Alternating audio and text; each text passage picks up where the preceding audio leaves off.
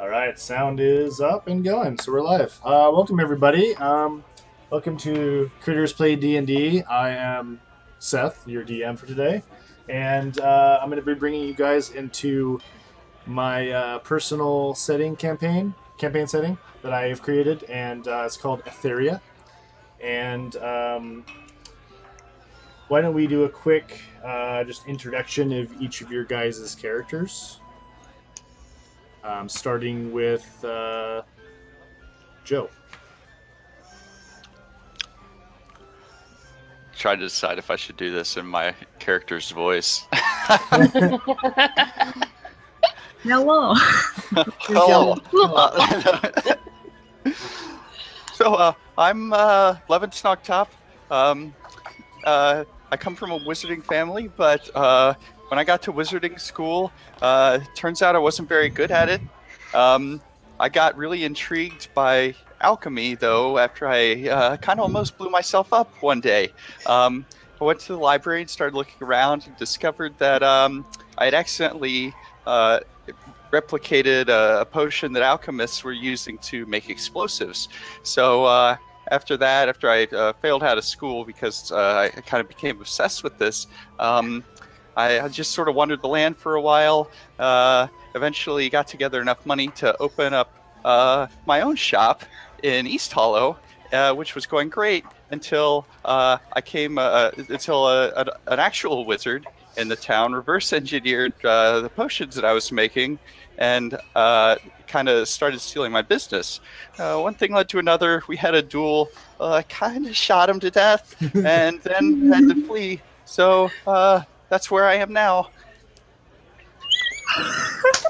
Wonderful. I totally am picturing you in my head as Neville now. It's so good. Oh, You're Neville that even though he was kind of bad at it, he still went into like alchemy rather than botany or whatever. Everything blowing up in his face. All right. Yeah, go ahead. Ash, you're next. Oh, goody. So my name is Toril Stormforge. I am a dwarven fighter. I was the daughter of a blacksmith. I learned his trade and helped him out in the shop. And we lived in a town in the mountain pass called Aetheria. And there's lots of travel, merchants coming through all the time, and everybody was always really pleasant and nice. But there was this one guy, one day, who was claiming that this evil lord was taking over our town and wanted to take all of our money. So he was sending an army to take us out and to start selling his own crap. So, all the villagers kind of liked me. They were always friends. So I kind of rounded everybody up and said, hey, whatever tools you normally use for your own abilities, let's figure out how to make them weapons. So sometimes people fought with some of the swords from my dad's blacksmith shop that I helped him make. And some of the people were just fighting with like pitchforks. But we fought off the army. And then he sent a letter out to kill me. And so I ran, and then I met these guys, and they're pretty cool. Yeah. Awesome. Carrie, you want to go next? And I just so you know, I threw in Keld as your town that you wanted to be from. I think so. I figured you were in maybe a southern area, as where the orcs are roaming. Yeah. Name's Chunk Pig Doug. Like to kill pigs. The end. I almost spit my water.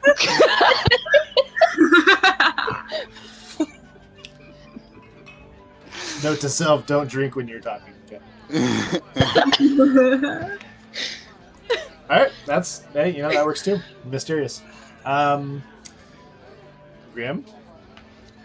I am Valeria Sadao, a drow rogue. I left home to pursue freedom. Good. I don't think I hadn't talked to you since the last time we talked about like if you decided on sort of a place to come from. So I don't have a town on the map for you, but we'll Nope, figure I that out. drove fucking somewhere. You're super mysterious like that. I'm very intrigued. All of my characters have no. So I would assume, even just from that introductions, that is about as much as each of you know of each other. So Levin and Toril have kind of explicitly told their stories to their allies, but Chunk and Valeria are a little bit more withheld about it, but they're reserved I to be think a quiet. Chunk is just too simple. Chunk Chunk don't- like Chunk kill. Smash 7. I like this. don't like to tell stories. All right, so you guys currently find yourself in a tavern in the town of Stillbend, which is, as you can see, about sort of central of the continent, but Stillbend lies in the Twilight Valley of Aetheria. Given its name, given from the fact that two large mountain ranges sort of straddle the valley, so there's very limited daylight because of the mountains blocking out the sun for a good portion of the day. But so yeah, you guys are in Stillbend.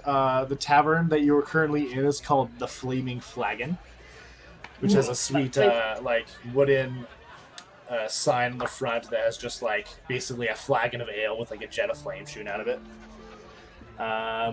And so you find yourselves sitting in there, gathered around a table, just enjoying the evening. As you can hear, there's a little slight like lute player and not lute, lute and like what is that? I can't think of the word for it, but like a little flute too. Lyre? Penny whistle. That'll work. Pan flute maybe. But yeah, so there's just quiet music. This is a medium-sized town. Let me flip this over. There's two in another. Oh, that's not what I want to do. I'm a noob. Okay, this should change. Yeah, there's just kind of a road, a little medium-sized town at the edge of the mountain range that's to the west, which is the Iron Ridge Mountains, which separates this area from the lorddom to the west of Kirkland. The tavern itself is not too busy, but there's definitely a number of tables that are a couple full, yours included, with just you guys, and there's a large woman bartender by the name of Jane, who is currently tending bar and cleaning glasses and just kind of looking around the tavern as she cleans. And what would you guys like to start off with? Valeria is leaning back precariously in a chair with her feet on the table. Well, I want you to make a dexterity check. Oh, yay! Let's start with that. Yeah. Chunk is eating his own weight in food right now. Chunk's just eating. Chunk's just eating. Yeah, you guys have assorted, like, you guys have already ordered. You have assortments of like platters of like meats and bread, and like cheese and like Oh no, not for me. some decent. You're okay. You're light on your feet. You have a good sense of balance and such that you're not gonna like fall over right now. But A little more drink and might change that. yeah, it can always affect it. It can always raise the DC a bit. But so you guys are just hanging out. You can chat. You can take a look around and any of that kind of stuff. Just right now, just kind of business as usual in the tavern. Side note, do we already have our mission, or is that not? No, Okay. you guys just arrived in town after a light day's travel, and arrived in this. It's about like 8:00 at night, so sun is kind of just set. Dinner's kind of been prepared for you guys, and you guys are eating and sort of taking in for the rest of the day. Basically came here to find shelter. Shelter was found.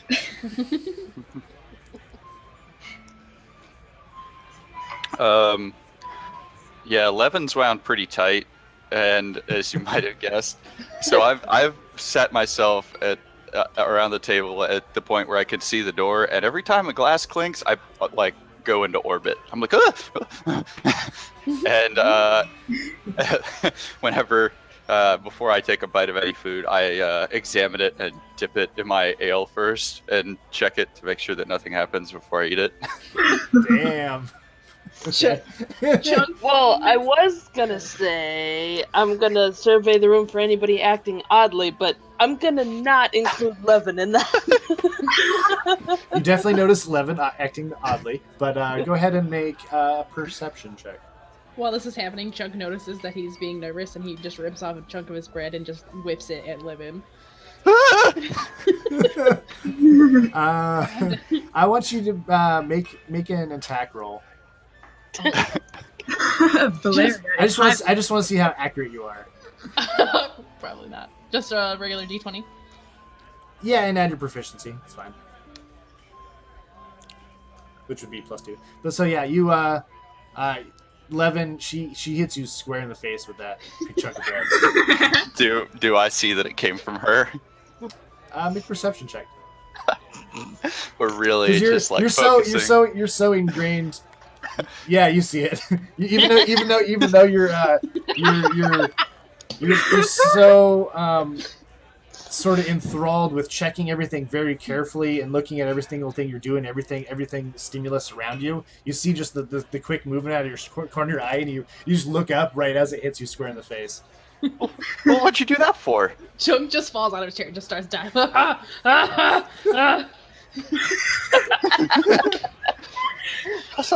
not funny. We don't know what you want to hear.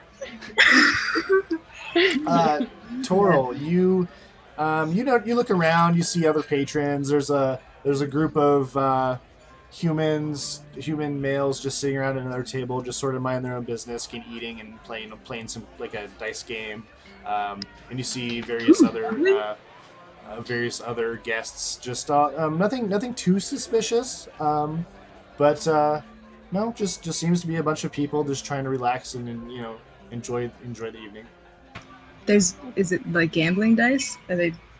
Yeah, it's like they're playing like just a simple dice game where they're trying to beat each other, and they're taking like mild bets and stuff. Oh.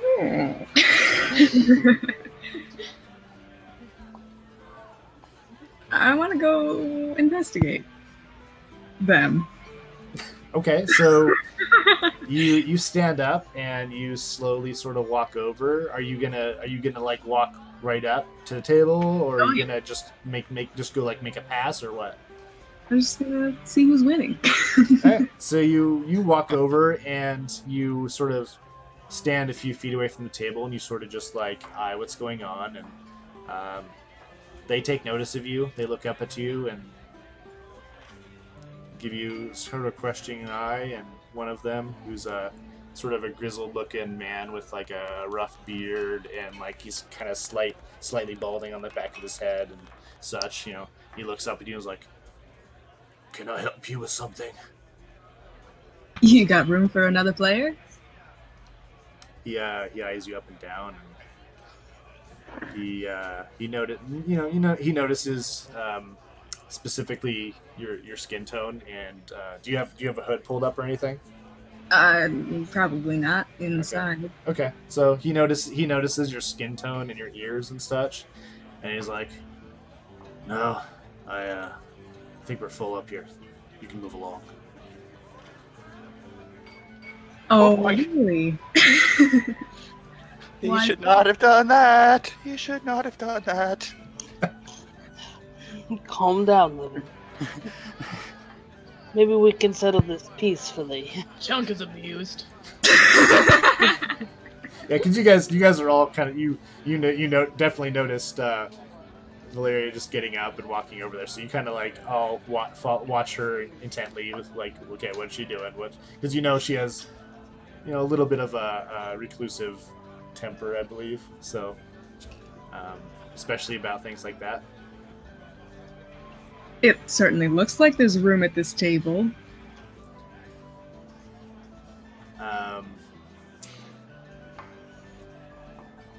He looks back at you from his dice and says, "I don't think so. You best move along." Chunk walks over. Is there a problem here? That's what I was gonna do. Only with your friend that's trying to join a private game. Seems like an open game to me. That's when we don't know her. Levin has slapped a hand over his eyes and is watching this unfold through like a crack in his fingers. Second hand. Toro's gonna stand up and kind of walk over with purpose, and If you wanted to have everything all right over here. So now is there like basically the three of you standing over there? you're all kind I'm of more grabbing. pointing towards my party members than at the table. Chunk standing behind Val. Okay.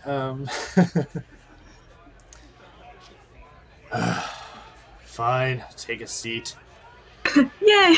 Because he's looking a little like he was feeling a pretty confident when it was just you standing there standing up to him and his three friends, but when you've got a very large half orc standing behind you and a pretty rough looking dwarf coming over, he kind of gives in and he pulls out the one remaining chair at the table, or sort of pushes it out with his foot, and then motions towards it. Gonna sit down. Alright. You put 5 gold on the table. Oh wait, what do they look like? Sorry. What's that? Start with 5 gold. They're only like tossing honestly they're tossing in like a couple silvers at a time because gold's actually quite a bit of money. Oh, to these people. high roller over here. So yeah, you slap down 5 gold and they just look to you and their eyes go wide and they Then I lose. no just make Now a you've make a got quick. 7 I want you to make a quick insight check. Insight. Yeah, All of us? Oh, okay. just Valeria. If you guys can if you want to, but it might not be necessary. I saw nothing. You get no read on whatsoever from them. Valeria, on the other hand, you can definitely see like that, like the 5 gold, like you see his like eyes kind of go wide with surprise, and then sort of a little bit like he feel like this might be his lucky day. Maybe he gets sort of turn this around. So I have to make it a dice game of some sort. So let's say We could just make a random roll and see. let's I want you to make a sleight of hand check. We'll do sleight of hand. Which will include dex. Oh yeah, rogue. Not sure. Double check how to do a hidden roll.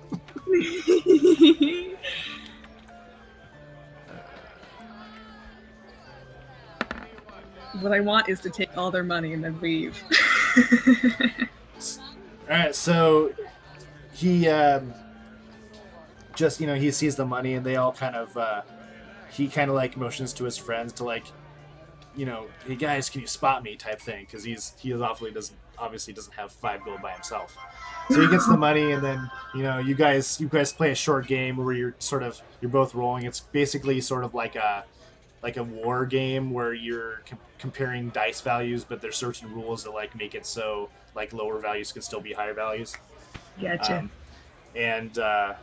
You guys roll, and you like he thinks he's got you beat. He's rolled like a 10 or something, and you barely beat him out, so you end up winning the hand. And he looks super disgusted, and he kind of pushes the money towards you, and he's like, well, that's all I've got, so you best be going before this gets ugly. And he just It kind can't of get any uglier than you, and she takes all the money and leaves. Chunk starts dying laughing again. so you swindled your 5 gold off of him, Cool.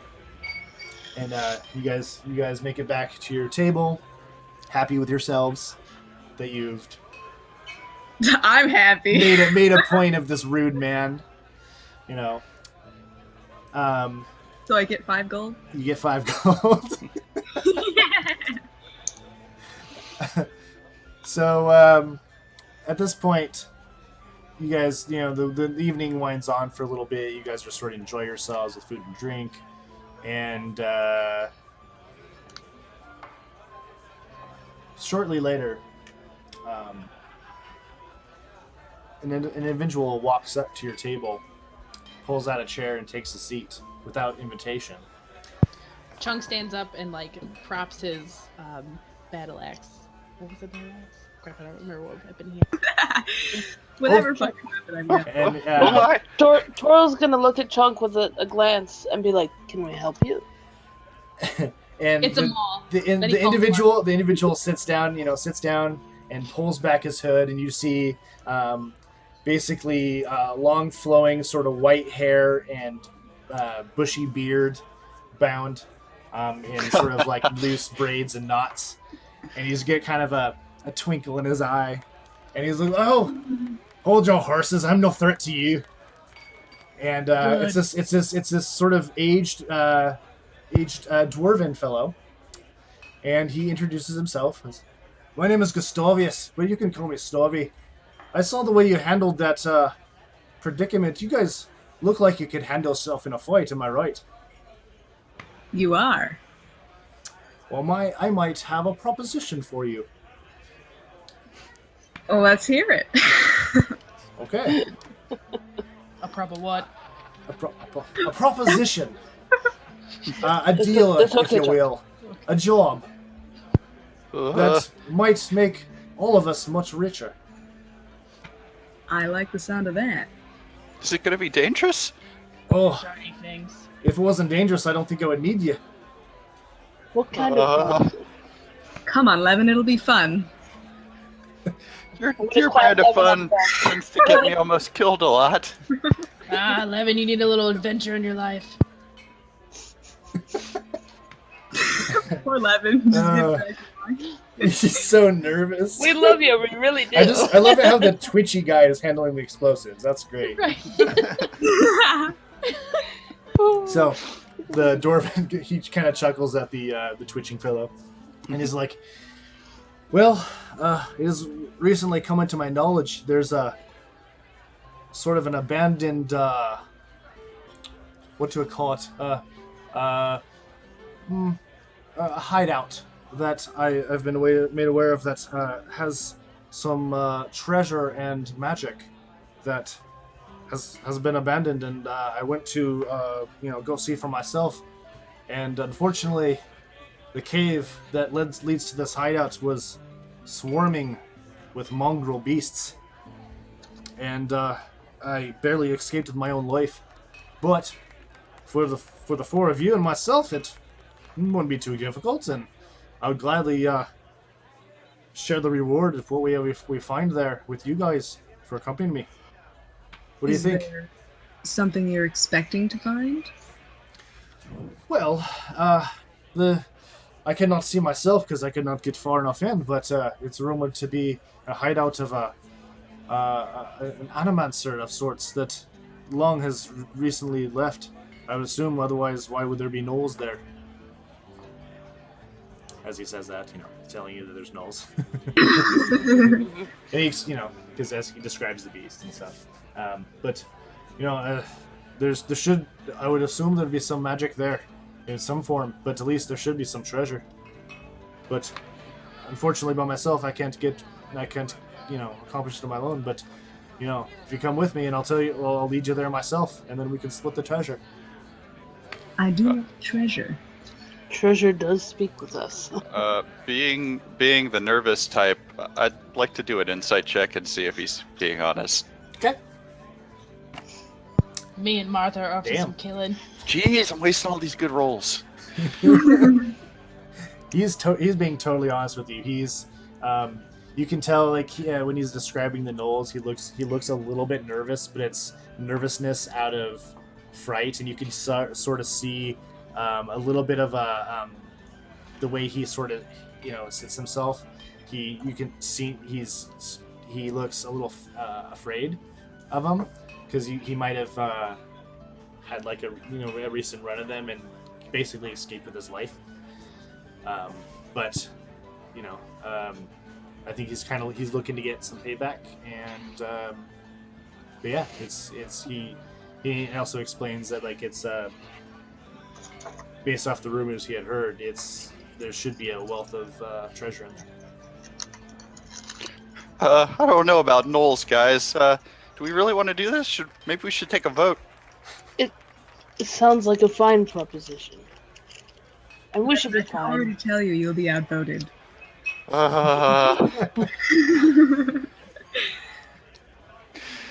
Don't worry.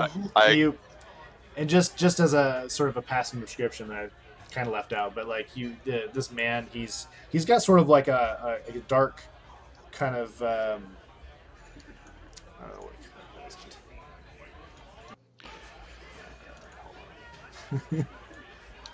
he's got sort of like a whitish and bluish like trimmed cloak on, with like a hood, but he's wearing like a decent, pretty well kept suit of chainmail on.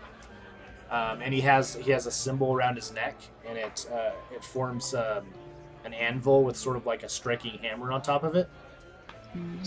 I want any of you to make a religion check. Oh, This is silly that I'm failing this roll because I'm fairly confident I know what that is. Oh my god! Nat 20 on the +0. the half orc knows what it is. So, I would say basically everyone except for Levin, just because Torl, you would be familiar with this being from Dwarven culture. It seems obvious to the three of you that this is a cleric of Morden.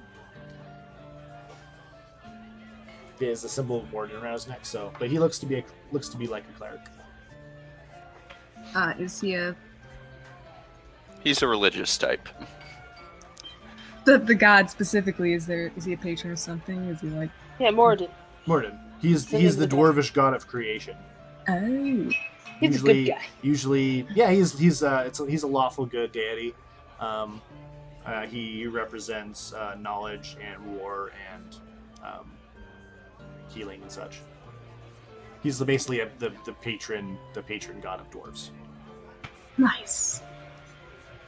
I think we should help this guy. I'm up for some killing. Not only are you helping me, you'd be helping yourselves. That too. Right. So do we have a deal? When did you want to head out? Well, traveling west of the mountain, it's gonna be about 3 or 4 hour hike west towards the mountains, but given such, we wouldn't want to really make that travel during the night. So I recommend we leave first thing in the morning. Sounds like a deal. And she extends her hand to him. Yeah, he reaches out and he takes it and shakes your hand. He's like, "All right, well, I'm going to retire to my room for the evening. It was a pleasure to meet you all. But let's say just after dawn, I will meet you down here and we will begin our journey." Is your room here? Yes, I'm staying. I have a my accent just disappeared immediately. That's okay. Yes, I have a room upstairs. I'm Sounds sure wonderful. if you talk to Jane, she can help you out with the room as well. Thank you. Unless there's anything else, I will bid you all adieu. See you Good at night.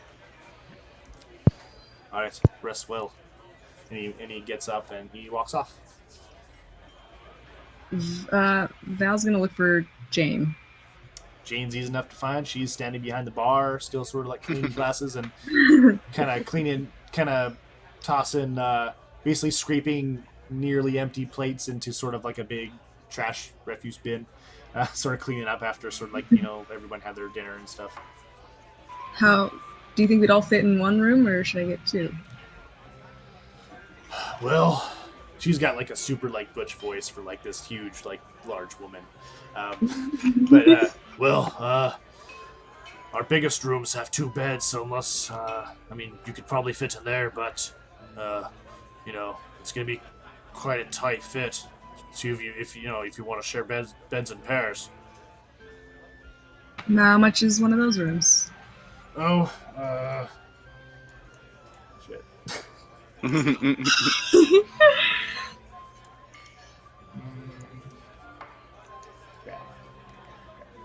Expenses. Okay. Let's see. An in-stay. This is for single room. It'll be for the double. It'll be 8 silver. If you get individual rooms, they're 5 silver apiece.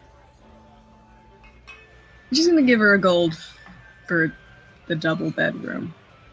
Okay. At least go for the separate rooms then. I wouldn't mind staying with someone. Come on, Evan, let's go. All right. She's like she takes the money and she thanks you and she kind of like tosses you sort of like a basic like iron key, and it has like an etched like number 4 in it. Catches it, hopefully. Make a dexterity check. You brought that upon yourself. You reach out to grab it out of the air, and it just like kind of hits the edge of your finger and just kind of flies and clangs to the ground. Aw. Luckily, you're able to find it reasonably. It didn't like slip under any Fling it table across. or something. So you were able to pick it up, looking mildly embarrassed. And, do you guys Good one, Val. do you guys retire for the evening right now, or you want to attend anything else? What time is it? It's probably at this point close to about 10ish. You realize Might as well. dawn will be about 8 hours. So. Yeah, might as well. Okay. I'll be up before everyone else, won't I? As an elf, Uh-huh. yeah, you could. You would only, as far as DM talking, you'd only have to like sort of, I think, maintain trance for like 4 hours, I believe. So like after those 4 hours, you could probably be kind of doing whatever in your room. I'll keep watch. Being careful not to like wake your allies. So you guys retire up to your rooms.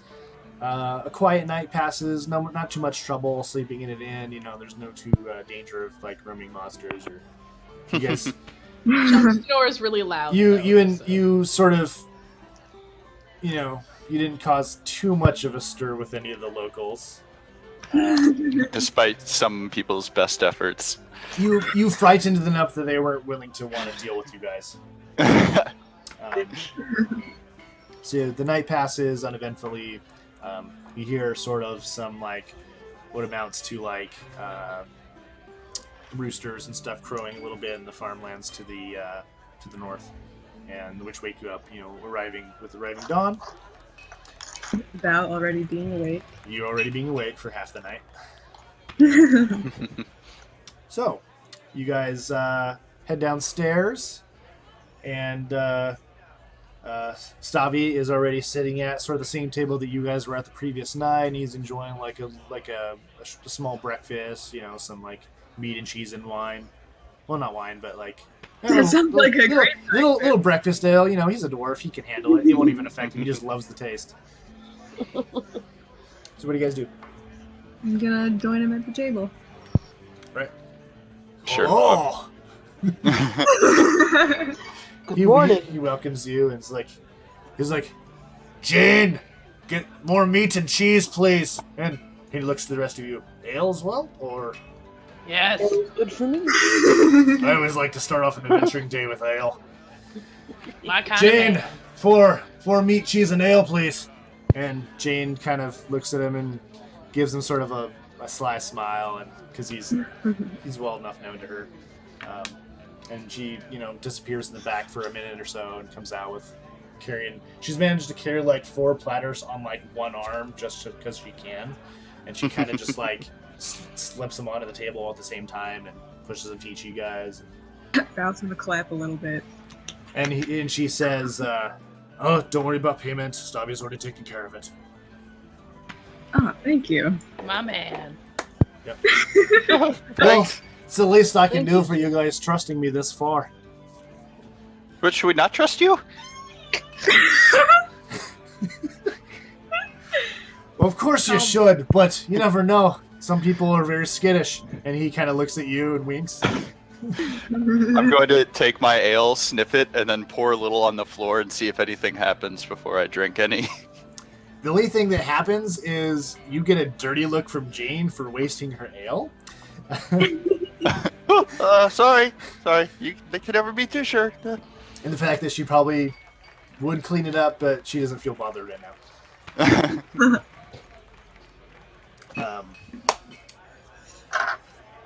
And she goes back to her business, and Stavia looks up to you guys and says, like, "So,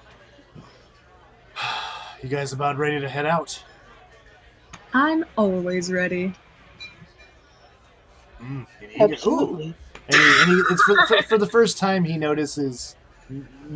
takes greater notice of yourself, and is like, "Oh, a drow, eh? Don't see much of you around these parts. What brings you to Steelbend?"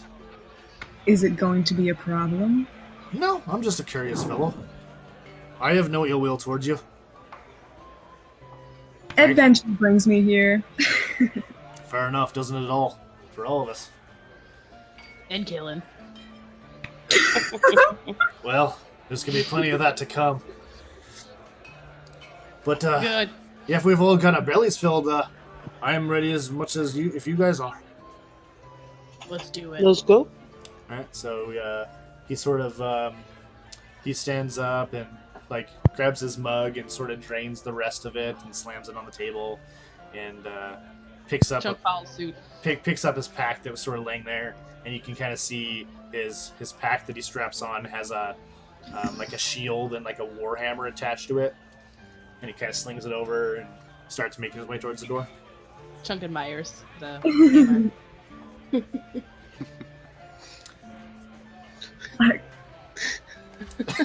Come on, Levin, let's go. So you guys follow him outside, and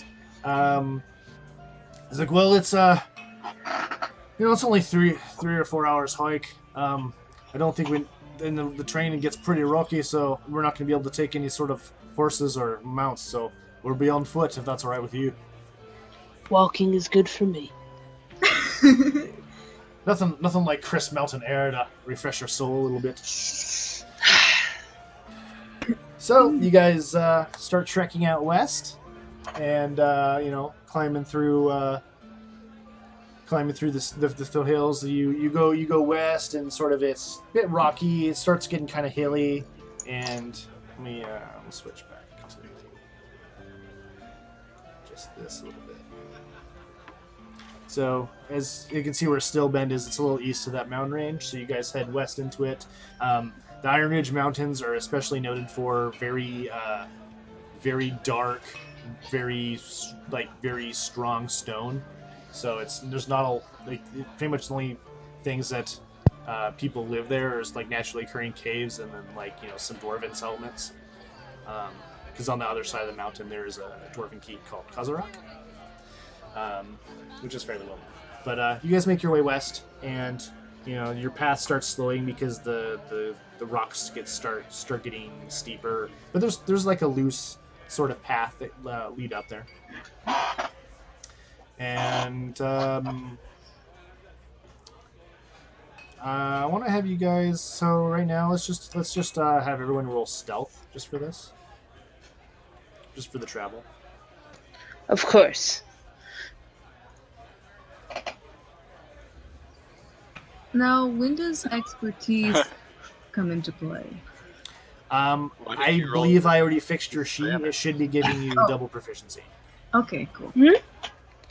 As she rolled at a disadvantage for some reason. Because I'm wearing heavy armor. Oh, that's a good reason yeah, to there you do go. that. Yeah, so your proficiency bonus was doubled. There's on your, just so you know, on your character sheet, Come here. when you have it pulled up, if you go to character sheet and you click on the cog wheel, there's like a thing in the middle called skill options, and you can select expertise for any specific skill. And there's also a thing you can also add flat modifiers. Like if you had some sort of bonus, like one of the like alert talents and stuff, feats. But yeah, so you should have expertise already under stealth. I think I added. I'm going to assume you did too. Yeah. So yeah, you guys all rolled pretty well, reasonably. Oh wait, never mind. That's disadvantage on that Toro, right? Yes, it is. Yep. Let me do a quick. Let me do one for Clink, clink, clink. I'll do one for Stabby, so you don't feel so left out. Well, he's at disadvantage as well, right? Yep. Gotta love that chainmail. Yep. God damn it. He's fine. You as you guys are walking through, you guys are making pretty good progress. Toril unfortunately stumbles a little bit and sort of like, is kind of clanking around the rocks a little bit. Kind of is for a dwarf, she's not doing too well walking silently through the rocks. She's just kind of stomping around. And it's kind of, I mean, like the armor like weighs down a little bit, so like, but luckily nothing really takes too much attention of you, or too much notice of you. You do hear some sort of hawk calling sort of in the distance, sort of like, flying overhead and such, but nothing really, becomes seemingly, for lack of a better term, dangerous or, suspicious to you guys. This good. Yeah, so you guys continue making your way, and Sabi kind of takes the lead in the party. You know what I'm going to do? I'm going to put... Where is it? Blurp. Yay! Just on here, just for fun.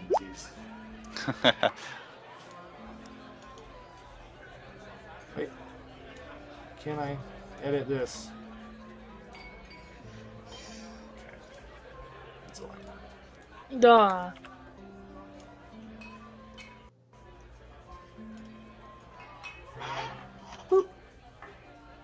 Oh, why is it not showing? Technical difficulties. Oh There we no! There he is. Stubby. Turn permissions on. So yeah, Stavi is venturing with you guys.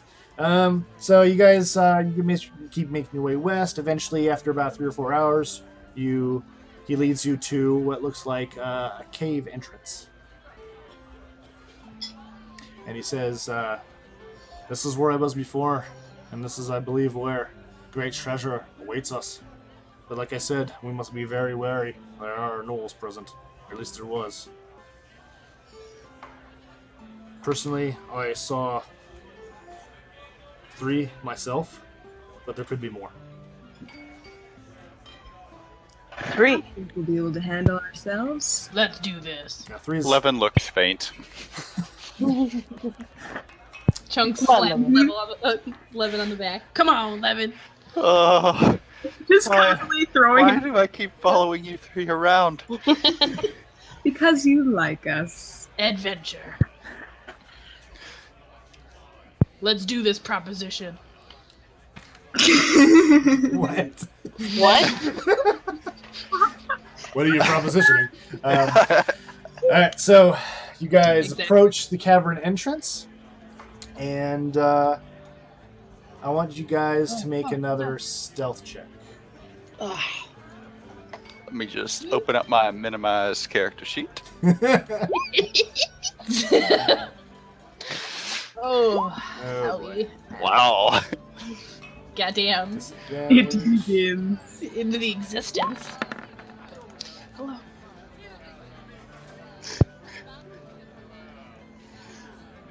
Wait, I'm getting whispers. What's going on? Whisper, whisper. Mm-hmm. Hmm.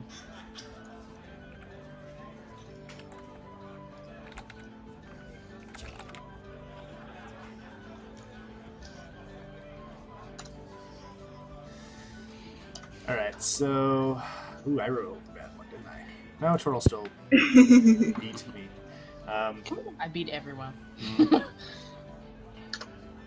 So I'm gonna say at this point, oh, good call. That should have been changed while we were traveling, but I was just thinking, wow, it sure is cheerful up in this cave. yeah, Aw. there's a spirit of Nick the Bard playing music for you as you travel. All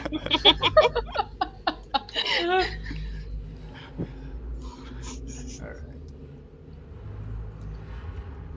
So you guys approach the cavern entrance, and it's like, must be very quiet. There's Noel's presence, so let's take our time and do this right. And then Unfortunately, we you clank a little bit, but so every time someone kind of makes a slightly louder noise, you guys stop and you wait and you listen,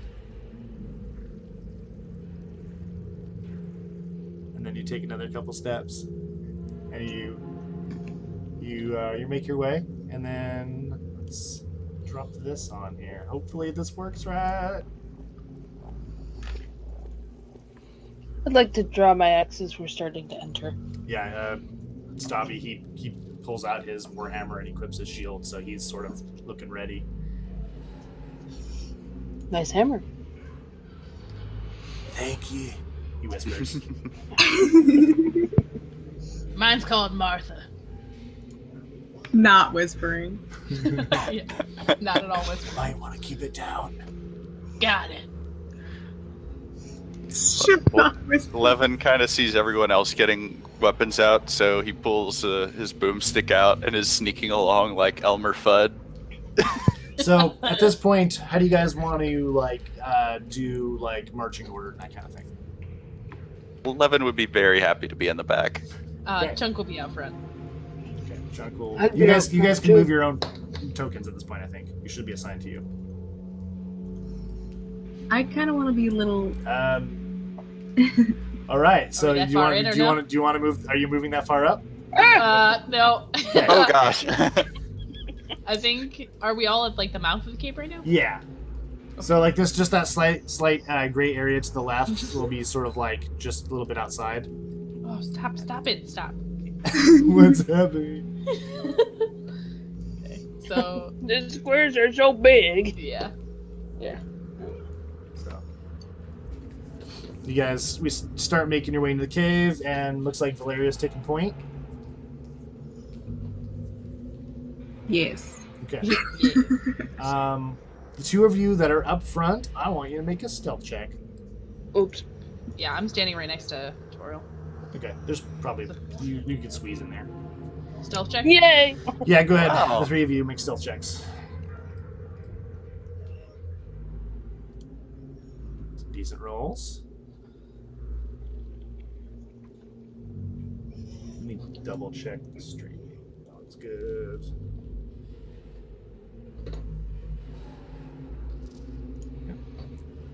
All right. Am I missing? Oh, 25. I was like, where's the first one? It was too big of a number to see. Your stealthing's so good I couldn't see the number. So yeah, you guys sort of take advance, and go ahead and you can slowly start proceeding. I'm gonna expand the fog of war just a little bit here from where you are, and from where you are you can see probably about there.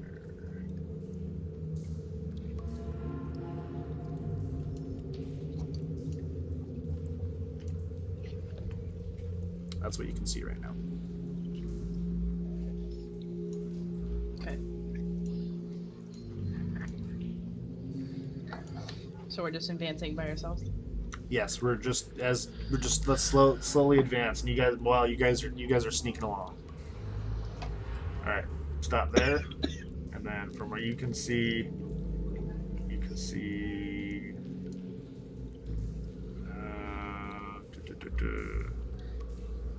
Yep, you can see that.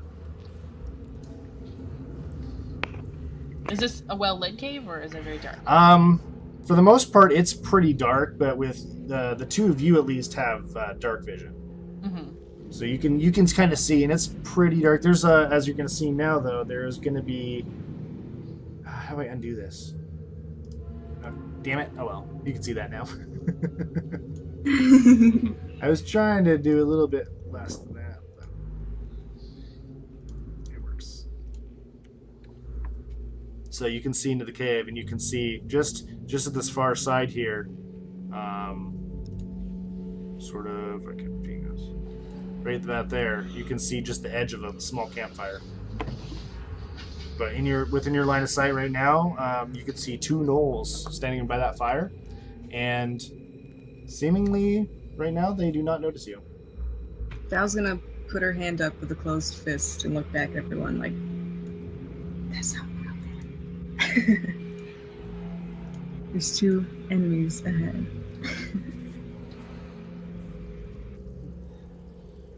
What? What?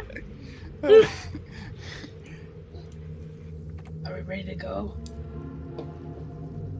So I believe you have dark vision out to 120 feet, so you can see fine-ish. It's still kind of dim, but obviously in black, Yeah. like tones of gray. But you can see them pretty clear, especially they're like they're around a fire, so they're in well lit area, but you can see pretty much most of this little area.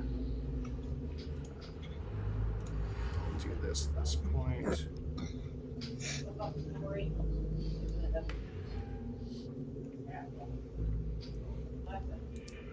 Fog of War fun. Okay. All right. So if you guys want to advance, go ahead. Slowly. Okay. They still don't notice you. Oops, sorry. And Turtle explodes. All right. So from there, I'm going to reveal some more. You can see easily to here.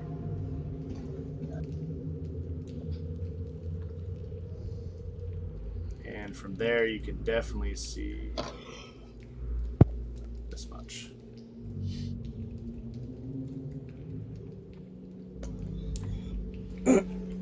All right, so I want you guys to make another stealth check Sneaky, sneaky.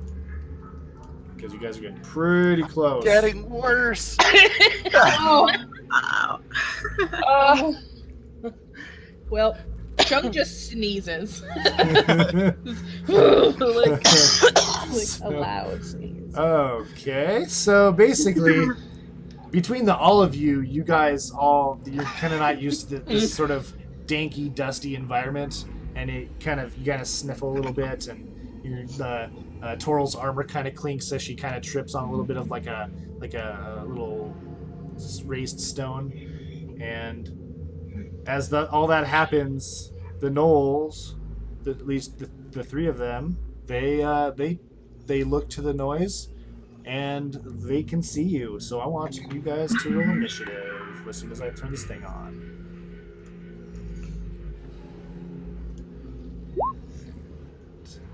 Nice. Oh shit. Boomstick goes first. Where is it?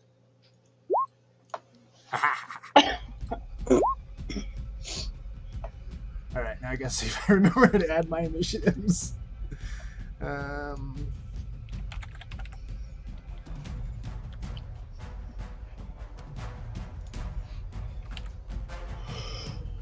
So I forgot to choose a feat. Did you write an actual backstory? Yeah. Okay. Go ahead and just pick one real quick while we're in the combat. Could I do alert? You can. Yes, you may do alert. So that's +5 initiative, right? Yeah. Let's see if it'll let me edit it. Yeah, I can edit it. Cool. Sorry, you gotta make it all. It's alright. Jesus. Let's see. I need to do. This is why I can't roll stealth.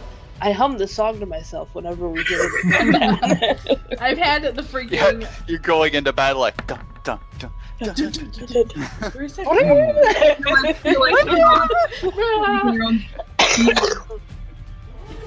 I've had the freaking Harry Potter theme song stuck in my head. It didn't add right.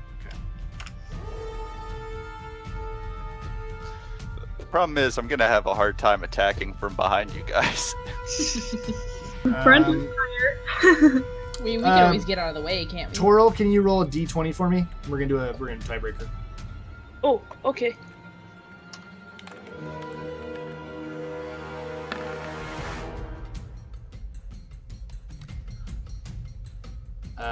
Okay.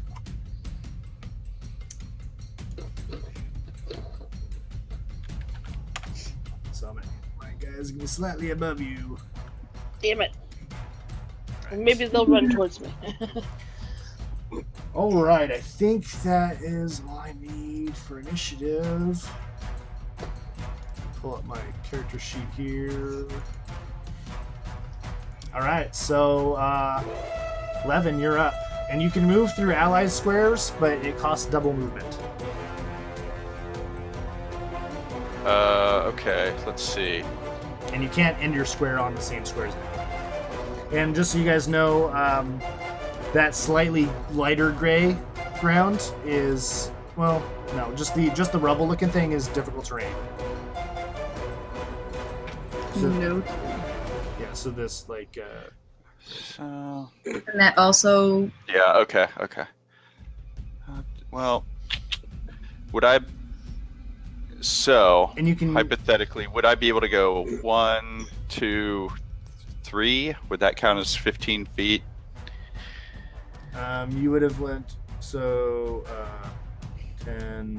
20, that would be 25 to get there. Oh, okay. Ugh. 10 for the first movement into the ally square, then 10 for a diagonal. You can always hold your action until we move. Yeah. You That can hold your sounds action. like- You can hold your action, but you can't hold your movement. Oh shit. Okay. In that case, I'm gonna. So I would be able to move to this square, right? Do you not have 25 feet of movement? I have 30 feet. Okay. So okay. I mean, yeah, that would be 20 feet. Yeah. So that. That's 20 to go to where you are now. That's 20 feet. Because Okay, of moving through allies. You could go to that square that you were at Yes. too. Yeah. Oh, It would okay. just Okay. it would take 25 of your 30 Sweet. feet. I'm gonna be like, guys. Wait. Actually, question to the DM: not having dark vision, what would I be seeing? You can. They're well enough lit because there's a campfire there, so Okay, good. they're well lit to about 10 feet out from the fire. Past that is going to be dim light. For most of this room, about where you are is pretty dark. So, but they have, but you know enough about gnolls to know they have dark vision, so they can see you reasonably well. Yes. All right. I'm gonna go. Guys, I think the gig is up. I'm gonna move over there, and let's just make a whole bunch of stuff happen all at once. I'm going to. Oh shit! I should have this open. And I'm since, going. Oh, go ahead. What was the? I'm going to expend a grip point to gain advantage on the attack roll. I'm going to. And remember, you have sharpshooter as well. Yes, exactly. So I'm going to take a shot at dude down here, the one that looks to be an archer. I can't make him light up, but. Yeah, I know what you're waiting to mean. And I'm also going to choose to take a -5 on my attack roll to gain +10 to the damage. Okay. Are you shooting your boomstick? Yes. Okay. So this should be fun. So basically, you're making it a roll at advantage with Yes, but take minus -5 to hit. Okay. So 15. Let's see.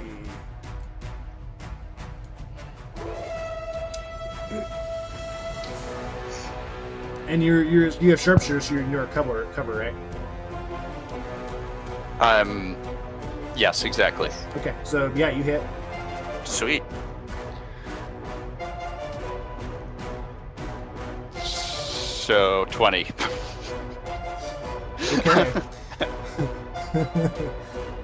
All right. So let me do a quick. God, I have too many icons to switch between. Okay. You hit him for a shitload. Let me save that. So you sort of get down, you move through your allies, you pull out your boomstick, you take aim, and you sort of you focus for a second, basically dead-shotting this guy, and somehow you manage to fire your gun between two gnolls and hit a gnoll behind with something that essentially spread shots. Like, you guys are all kind of stunned at like how well he managed just to like take a shotgun, shoot it at long range, and get it and only hit just precisely what he wanted to hit. What are you so worried about all the time, Levin? You can hit anything. That's exactly what I meant to do. So he because honestly, because like let's say the sort of the pellets and stuff you packed your rifle with, it didn't spread very well. It sort of like came out as just like a solid slug, like a long range shot, and you fire it and it blows out the gnoll's like shoulder and basically pretty much renders one of its arms useless, but it's still barely holding on. It looks mortally wounded though. It looks really rough. Which one was that? That was the archer. Yeah, I can even do this. Noted. You can see his little health bar. He's hurt. That's All cool. right. Next, is that your turn, Levin? I don't believe there's anything I would really want to do with my bonus action. You could probably No. reload if you really wanted to. Yeah, I'll go ahead and reload that barrel then. Okay. Valeria, you're up. What's the range of the short bow? Minimum range, I believe, is 80 feet. Or normal range is 80 feet, so you're plenty fine. Oh. So you can pull out your your short bow, or is that what you had ready already? I don't think I had anything ready. Yeah. 'Cause I didn't hear you say you pulling out any weapons, so. Yeah, no. I will meander over by this bridge. Okay. And just so you know, like that's like a 3 or 4 feet wide creek. The water's moving fairly rapidly, but it doesn't look to be too deep. It's maybe like a couple feet deep. Okay. The bridge is still nice. Yeah, the bridge is nice. But like, I might have like a basic acrobatics or athletics check to not like fall in. The hop, skip, and jump. Really easy check though. But you never know, you can want it. I apologize, but I'm going to pull out my short bow and shoot at also the archer. Okay. Go ahead and make an attack. God. So you reach back, you pull an arrow out, sling it, and let loose, and unfortunately, at this sort of rushing up there, and with like sort of the gnolls in between you and your target, you're not able to get a clear shot, and it sort of just, it sort of whizzes past the gnoll's head. It doesn't seem to find purchase. Anything else you'd like to do? I have a bonus action still. Yep. Can I hide? Or is it like... I think you still have some... Do you have some movement left? Maybe? 15 feet? She was in the square diagonal left and down from where I am currently, I believe. Okay, so you should have at least 10 feet left. If you want to move like a left around that corner, you could probably hide over there. But basically, being where you are now, you're so close, and they can see well enough that like you can't hide with no cover. So over here? Yeah, if you want to move over there, you can make a height check. Okay. Or, Why not? How do I do that? roll for stealth. Oh. Damn it.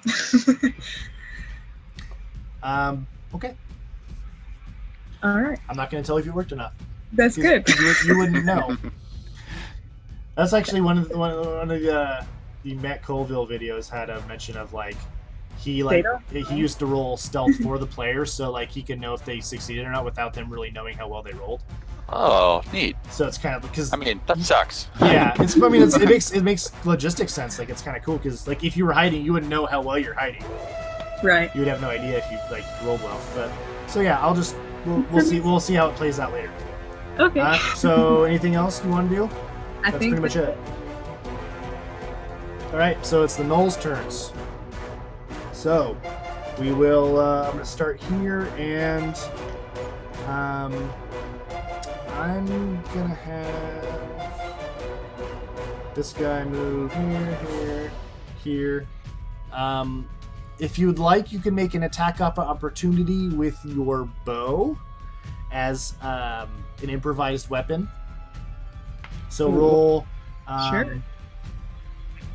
You don't want to do that. Because you have your bow out, and you're like, that's not a very effective weapon, and you weren't really sure they were going to run past you, but they didn't see you, so I will give you advantage on this. Make a D20 plus strength. It's not going to be proficient because it's an improvised weapon. But I think you're -1 strength modifier, right? Oh fuck. So you Yes. you just whiff it, and he runs past. He kind of starts running past you a bit, not seeing you, and he kind of was able to sort of like your bow just kind of clangs off its shield, and as that sound happens, it stops and turns at you and thrusts a spear. Great. You're welcome, guys. I gave you the option not to. I know, but why wouldn't I? Yeah, exactly. Well, the only problem is you have a bow in your hand. Didn't we just whack him with the bow? You just kind of like, as it comes by, you try to like kind of clothesline him with, and you kind of just raise the shield at the last second. And let's see here, spear attack.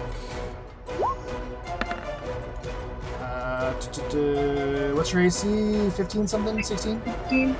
All right, so he raises his spear. He takes a strike at you, and you're kind of blending in against the rock shadows, and he is so caught off guard. He makes a stab at you, and you nimbly dodge it to the side. He kind of stabs into the rock a bit and pulls it back, but just looking, snarls in your face like.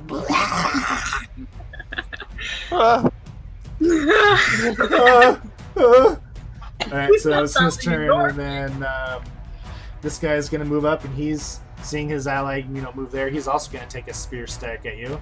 No, I'm not the tank. You're the closest. You ran ahead of the tank.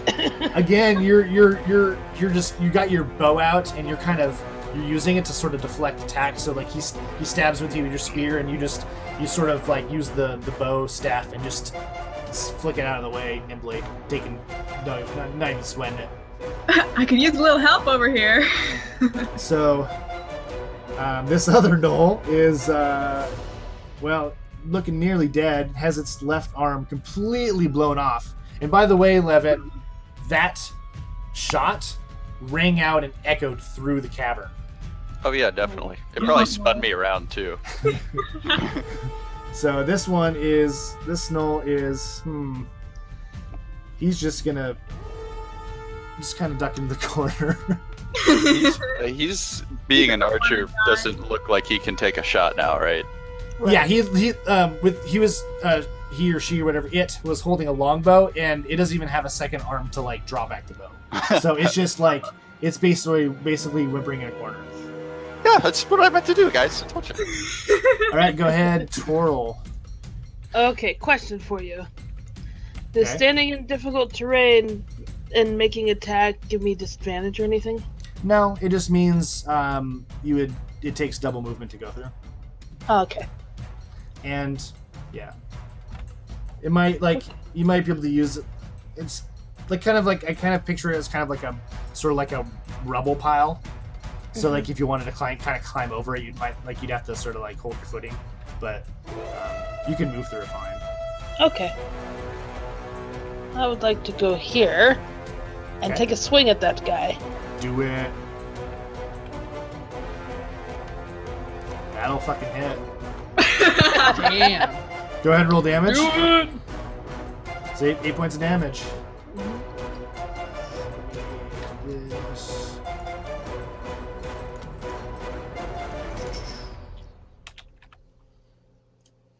Alright, so you'll be able to see that one. So that one, Valeria's distracting the point, and you just sort of run out and charge out of the darkness, and just like your dwarven kind of like war cry, like for whatever that town's called. I don't know. You run in, you charge, and you bring your axe down, and it kind of turns and sees it coming, and is able to kind of like try to like catch it with like its spear haft, but it just like you batter the spear away, and it just like slashes down and gives him this big gash across his chest. Woohoo. Anything else you want to do on your turn? I think that's it. All right, Junk. What the Chuck is gonna heck is roar. happening to my? Oh, Martha, let's go! And then he's gonna rage. And go straight that way. Would be. Is someone is raging? this I am raging. Yes. Yeah. Chunk is raging. With his maul called Martha. Martha Okay, the bacon. Mall. Yep. And then he's gonna make an attack against the guy that Torio hit. Okay, go ahead and roll attack.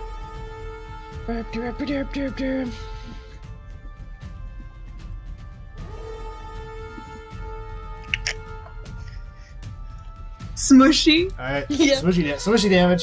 So Smushy damage. you run up and you sort of like I kind of missed it. Did you go over the rubble? I did, yeah. Okay, so you just like easily. It's Blind small. rage, It's small just enough, ran. and you're huge enough. And did you rage? I did rage, yeah. Okay, so you're So running. it's You, plus just, 2 for attack, right? you sort of like just easily sort of leap over the rubble, and then use the momentum when you land to just bring your maul down. And as he's getting struck by the axe blade, he kind of turns and sees you and tries to bring up its shield, and kind of half catches it and glances a bit. I'm gonna say because you guys are surrounded, you're gonna get sort of like a flanking bonus on this, and you'll do half that damage as it glances off. Me? Yeah. Wait, what? Okay. You would normally miss, but I'm gonna say since you guys had basically completely surrounded, that you're gonna get a glancing hit on it. Do I get plus 2 for or no? Raging? Yeah. Yeah, you for should have damage. you should have a Okay. plus 2 to your damage for raging. So that's gonna end up being for glancing, it's gonna be like 8 points. Okay. So he takes he kind of just he tries to block it with the shield, but you hammer down on it so hard it just makes his arm go numb, and just you can almost hear bones snapping a bit. I'm just gonna roar in his face. Rah! He snarls back at you. All right, is that it? Yep. Okay, Levin, you're up again. Okay. Oh shit! I never put Stavi into the order. Oh no. he's freaked out by this. Sammy's Go back last. like, what the hell? he probably was super low in the initiative anyway, so I'm just gonna manually add him, and I'll put him at 7. All right, Stavi's up because he did say he was gonna help. So 1, 2, 3. Martha the Mall is my favorite thing in the entire world right now. That does smushy damage. 5. I'm just gonna go right there. He can't get quite the distance to get to the enemy, but he is going to, from there, he's sort of you can see his eyes glaze over a bit as he's going to raise this sort of warhammer up, and seemingly from the top of the cavern, you see the top of the cavern start to glow gold, like yellowish, and then it widens and brightens, and then a streak of divine energy comes down and is going to attempt to strike that closest knoll. Val's shield. that poor fella. And let's see, I gotta do a dex save here because I'm distracted. This is a lot to manage. Oh yeah. You're doing good though. We got it. I don't get like all the nice clicky buttons on this. Aw. This is annoying. Wait, can I do this? Oh, there we go. Sweet. He fails. Oh. Poor stuff. No, I mean, the knoll fails. And 8 points. So the beam of light comes down, and the knoll kind of like looks up the sudden brightness and tries to dodge it, and just gets seared by divine energy. And his armor or his fur and the small scraps of armor he has sort of burn and crisp, and it smells like burnt hair and nastiness. And he is gonna slump down dead. Hooray! And then as his bonus action, he is going to... Too much to do.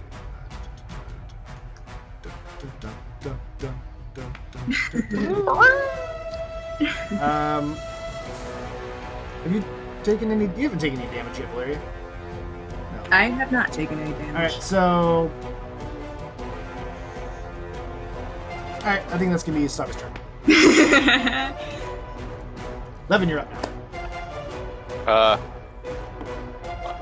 I'm like, I'm totally freaked out by that happening.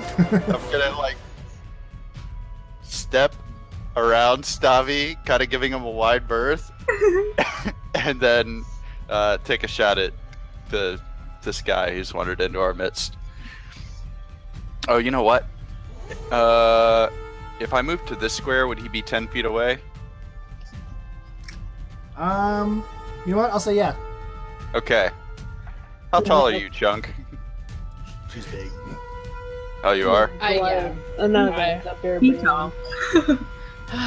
Chunk is You can kind of like, I would say like if you're adjacent to like an ally, you can kind of like shoot around them, kind of a thing, I was gonna put my gun on her shoulder and shoot. and blow out her eardrums.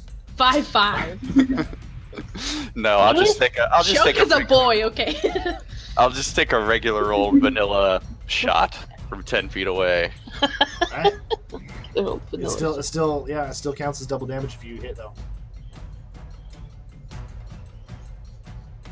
Jesus. Just like killing. Not a crit, but that's going to be hurtful. All right, so go ahead and roll the 44 plus 4 damage.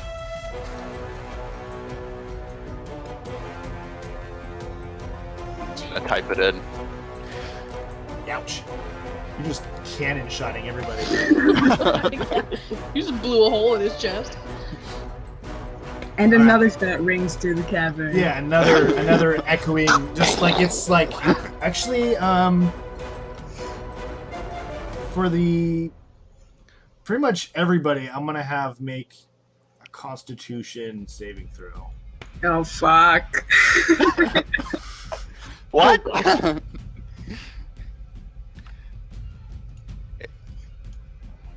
Why are you at Including- disadvantage? Actually, it's on advantage by accident from earlier.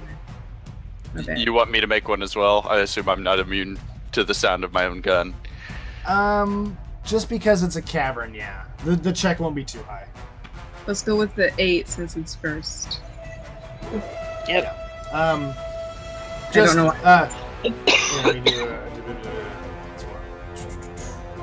Constitution. Oh, it's safe. Never mind. I'll just do it again. Oh, good. It's still at 8. All right. Roll Still 20 tracking. new. You're trying to re-roll it. It's like, fuck you. That was for Stabby. He's fine. Valeria and Toril, you guys just sort of grip your ears a little bit with the ringing of the gun, and it kind of hurts, but you're okay. Ow. You're okay. You're not deafened, but your ears are definitely ringing.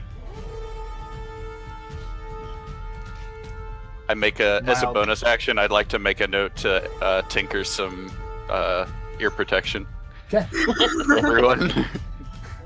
fair enough. All right. So, anything else you want to do in your turn? Nope. Okay, Valeria, you're up. Okay. Can I take my daggers out? You can take one of them out, or you can basically you can draw or stow a single weapon. Oh, You've got your bow still in your hand. If you oh, you know what? Since they're daggers, if you wanted to drop your bow to the ground, then take both out, I would allow All right. Fuck the bow. Drop it. that. Okay, you drop the bow, you pull out both your daggers. Yeah, I'm just gonna stab this thing. Stabby, stabby. One. Dagger, dagger. All right, so you make your first attack, and he brings his shield up just in time, and it clanks right off harmlessly. No. Do you want to make it? Do you want to use your bonus to make your offhand attack? Yeah. Yeah. Since Also, he, you make a stab with your other hand, and he has a spear, and he kind of stabs it into the ground and deflects it off to the side. Fuck. You guys can't hit each other worth anything. No. All right. I like the idea of you two just like miss, and then stomping on the ground going, fuck! You I'm sure she's that fuck. You still have your movement, but he would get an opportunity attack. I'll stay. Okay. That's my turn. Alright. Noel's turn. So let's see here. He's gonna move because he just got unloaded into by this dude with this freaking cannon. Gonna take a step this direction, which is still in your threat range, so no attack of opportunity. And he's Okay. gonna try to take a spear attack at Levin. Do I get an attack of opportunity? No, What is it? he only entered your range. He didn't leave it. Oh, okay, You right, have to right. leave your threat into range. I don't suppose you would accept my apology.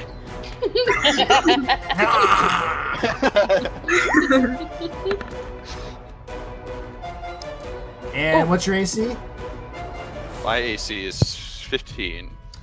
So he manages to find an opening between Toril and Chunk, and just stabs his spear through and catches you a bit through your abdomen, and is going to deal.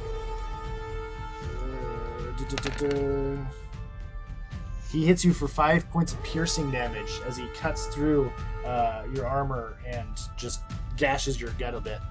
So, no then. Okay. What? The Knowles initiative is 39. I don't know. When I first entered it on the chart, I thought I was adding. I thought I was inputting it as 20, but apparently that field makes it add 20 every turn. So So the longer this battle goes on, no, the I'm funnier this. constantly editing it back. But you know what? I'm just gonna add it real quick. No. Fucking Knowles. So can I delete that one?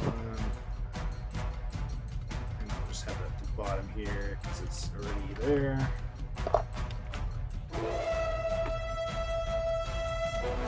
Okay, so it just had its turn, and then Toril, you're up. The other Knoll in the corner is just still sitting there whimpering, like holding its like empty arm socket. Bleeding out. I'm gonna swing at the motherfucker right in front of me. Motherfucker.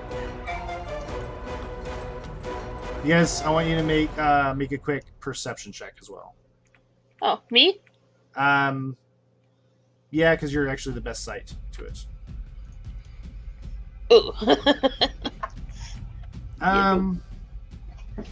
Yeah, I would say just enough because they're not really stealthy or anything. You hear noises coming from the east. Okay. Probably more coming then. You can kind of see it on the screen. Okay, yeah. Well, I'm still gonna swing at that guy. And then I'm gonna shout, "There's more coming!" So does that attack hit? I do not see an attack. Oh, there it is. Sorry, it was after. It was before this one. Yeah. Let's get up. You hit. Go to roll damage. All right. And come on, show the thing. Sometimes it's not showing. Okay, so you sort of take, you sort of see, you sort of hear the enemies coming. You sort of use it as sort of like reinvigorate your energy a bit, just to, you get mad at it, and you bring your axe down and you just you cleave it through the chest, kind of opening further that previous chest wound you created, and it's basically sort of its chest and its guts just sort of spill forward out of it and slumps over. Ah! All right. Anything else you want to do? You still got your movement Can I? and your bonus. I kind of want to not necessarily get on the bridge, but kind of block the side of it. So, there. Yeah. Yeah. Okay. Anything you want to use your bonus action for? No, I'm good. Okay. Good. All right. Junk, you're up. Chunk is going to run around the corner and yell "Surprise!" and attack this guy. Just you can kind of see the fear and terror in its eyes, and go ahead and make your attack roll. Ah, man. It's looking pretty bad, but with that, even it's kind of Do I get +2 for attack though, or no? I'll say make another attack roll because you would have advantage because it's pretty much flailing.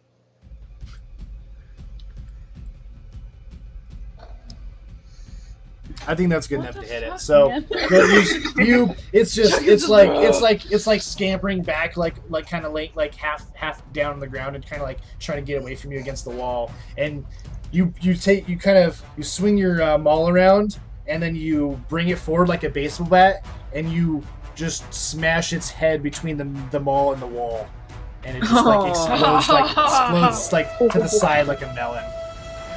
Wall. Fatality. Headball. All right, so it's gone. If you got any movement left, you can move, and I think you still have your bonus, and you're still raging. Do I get extra movement for raging? I don't think I get that till last. No, but just so if just to make sure if you always make an attack every round, or you just lose your rage. Okay, yeah. I only have 5 feet of movement. Or wait. 5 feet of movement. 1, 2, 3. Yeah, you moved about 25 feet already. Okay, so I'll just move there. Okay. Bonus action? Nope. Good. Okay. This fight is going way too well. Sorry. I've done 35 damage already. Jesus, the gunslinger man. OP. Yeah, he got poked. Alright, so it's Starvy's turn. Dang. Just when I thought I had a minute. Let me do this real quick.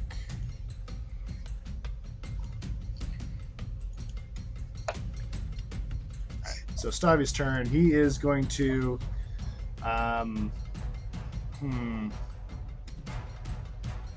We all are aware that there's stuff incoming. Yeah, you can Toril shouted it out.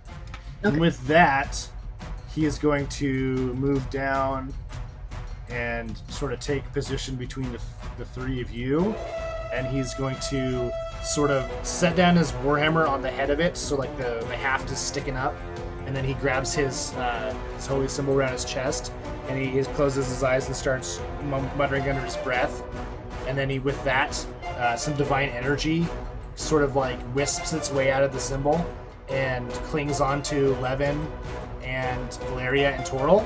And you guys now have Bless cast upon you. Ooh. Yeah. So, like so these now, bless. whenever you guys make an attack or a saving throw, you get an additional D4. Ooh. Levin, having never been blessed before, feels very nervous about it. You tingle and slightly glow with divine energy, and you feel a little bit reinvigorated. I feel great. Cool, So- thank you. He picks up his warhammer and like sort of like rests it on his shoulder again, and he's like, "Let's finish these guys." And that's his turn. Levin, you're up.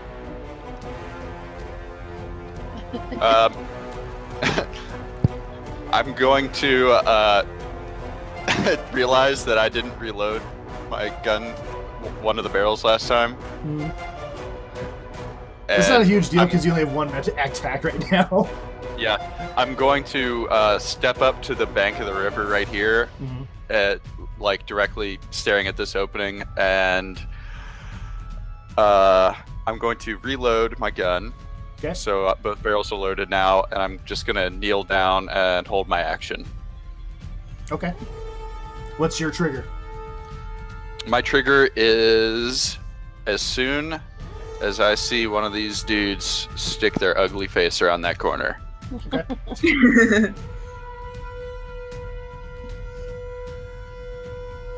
Are you keeping track of ammo usage? I am keeping track of it, yes. Okay. Just your totals. Yep. I have expended 2 rounds so far. How much did you start with, by the way? So, just an aside conversation. I purchased the materials to make myself 10 cartridges, which I kind of like tinkered before the game started, I'm gonna say. Okay. And then I've still got materials left. I've got 30 propellant, 30 pellets, and 10 casings. Okay. Yeah, keep in mind as you use rounds, you can reuse the casings. Yeah, The I other was stuff gonna gets planning. combined. The actual cartridge is like the full bullet, like the full, Yes. like ready to use shot. The rest is the Yes, components that make it. propellant, casing, and pellet. Yeah. All together. Yeah. So okay, just keep track of that.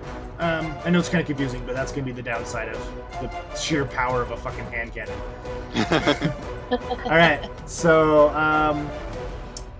you hold your action. All right. Yep. Valeria, it's your turn. Can I make it to this corner? If I cross the bridge, or is it too far? You got 30 feet of movement. Yeah, you can make it there. It's gonna Okay. take your full 30 though. Yes. I would like to wander over, and I'll also hold my action. Alright. I like how your characters never like sprint; they always wander or meander.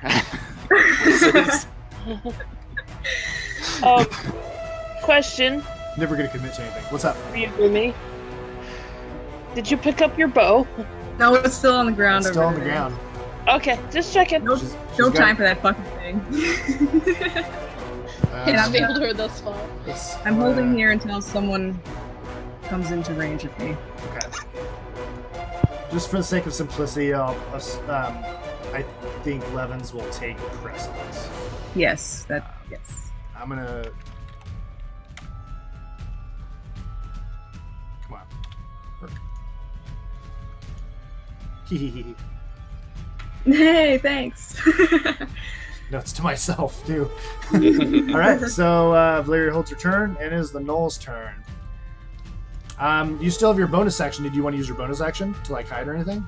Yes, yeah, that'd be awesome. I would say since nothing that's alive has seen you yet, go ahead and make your hide check.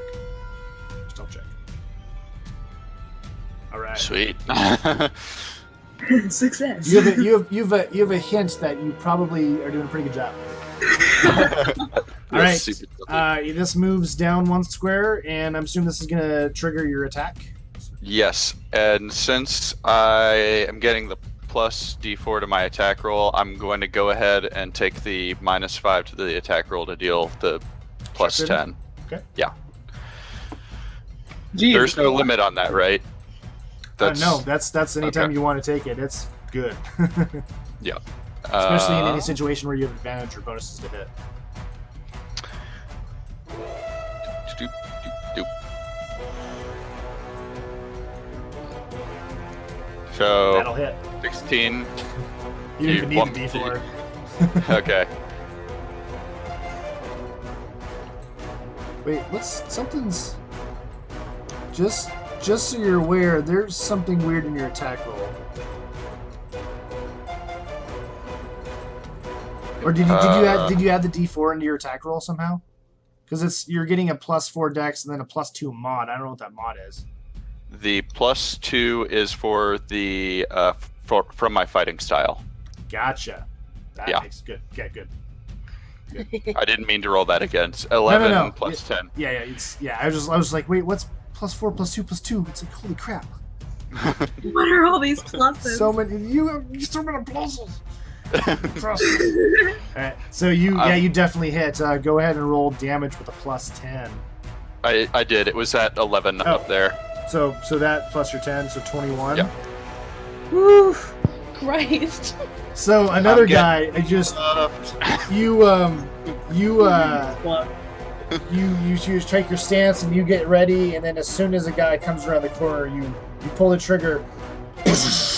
Another echoing shot goes through the caverns, and Stabby kind of winces a bit and like scowls at you, but he sees you tearing stuff up, so he's not complaining too much. The orc just he puts up a shield to sort of like block the blow, and it just like blasts the shield to pieces, and like the shrapnel of the shield like embeds itself into his torso and just like rips through him a bit, and he's looking like on death's door. Like, why did I come out here? I regret. Somehow he's still standing. Oh, come on, Lemon, leave some for Martha. It's funny because you're nearly killing guys, so you can't get your grit points back. Yeah, I know.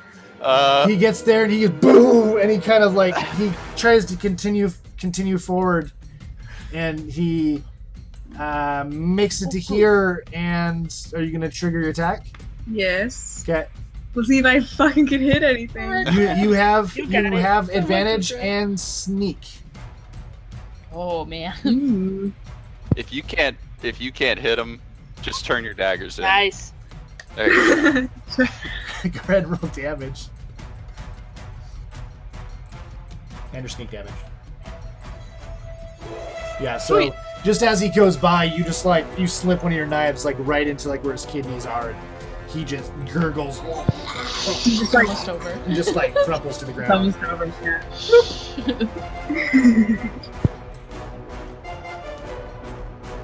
Oh, hey! Oh, hi. Hello. 6. Oh, yes. He's gonna Am I make it to there. Let's see. Uh-oh. Am I good? Am I good? I'm just gonna move these all I don't know, I just got really simultaneously. quiet and I got worried that everything was breaking. Everything's broken. I'm just moving them all simultaneously here. Now I'll do my actions. I think that's as far as they can go. The one in front is gonna it's gonna just chuck it can't, since it's running up and it can't quite make it to 11. It was the first thing he saw.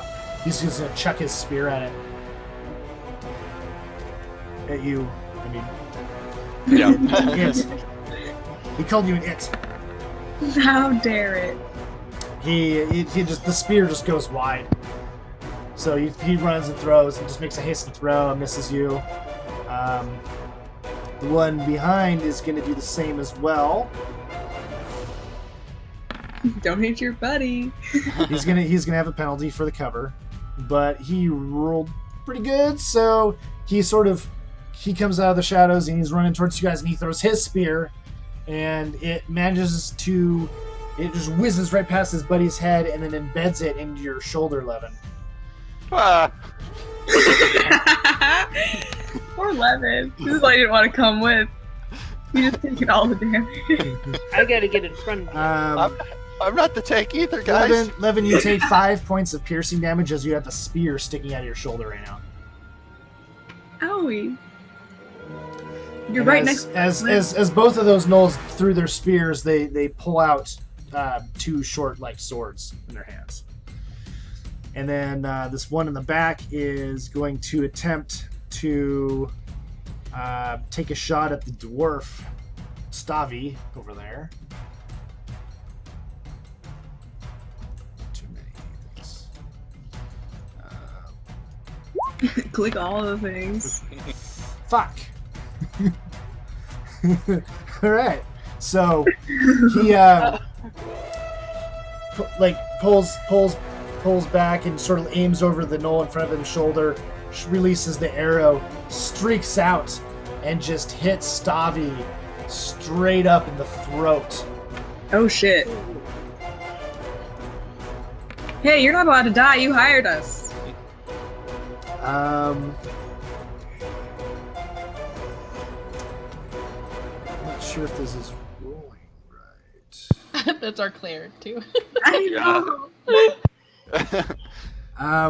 Stavi takes an arrow to the throat and takes 17 points of damage.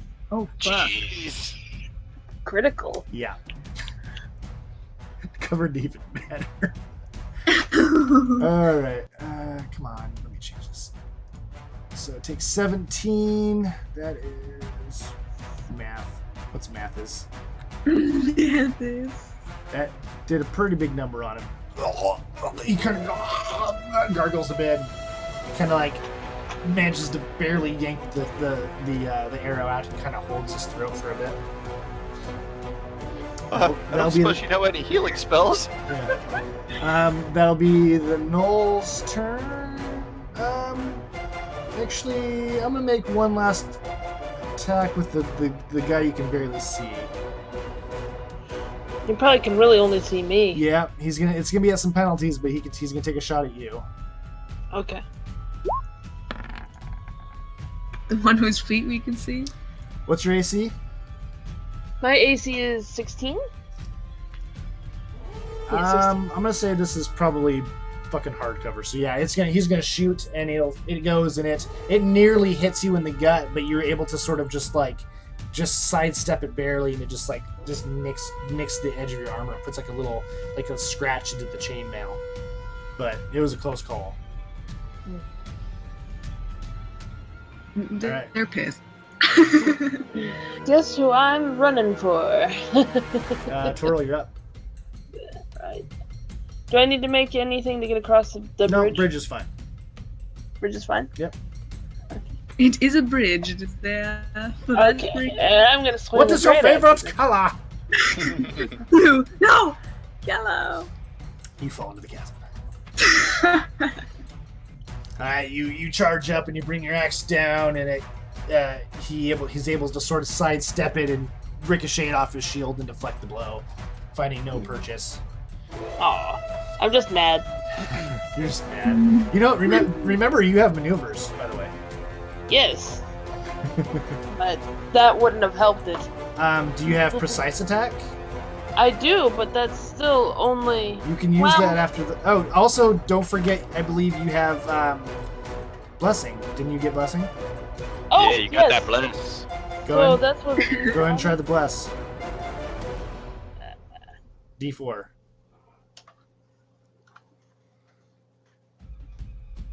Hint, roll a 4. No. Okay. Never mind. If you have precise strikes, you can add a D8 to your attack roll. I do have precision attack as one of my... Okay, if you'd like to use one of your maneuver dice or whatever they're called, you may consume one to add D8 to your roll as well. Because you can do it after your attack roll if you want to use it or not.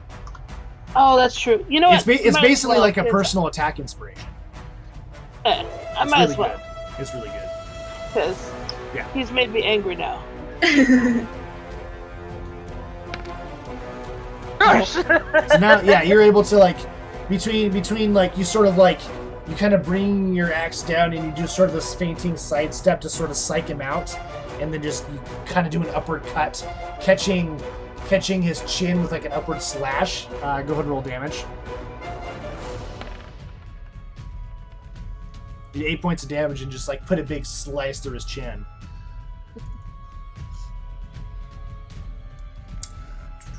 What?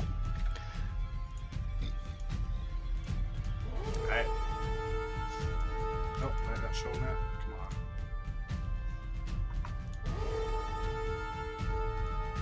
Here we go. Alright, so. Alright, anything else you'd like to do for your turn?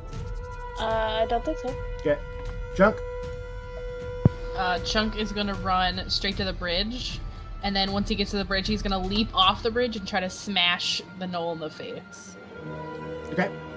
Just like- Roll, if you're going to do that craziness, let's do an athletics check just to see how epic it is. Falls right into the river. Oh no! I was going to say, if you roll a What 1, did you say? I thought Good luck.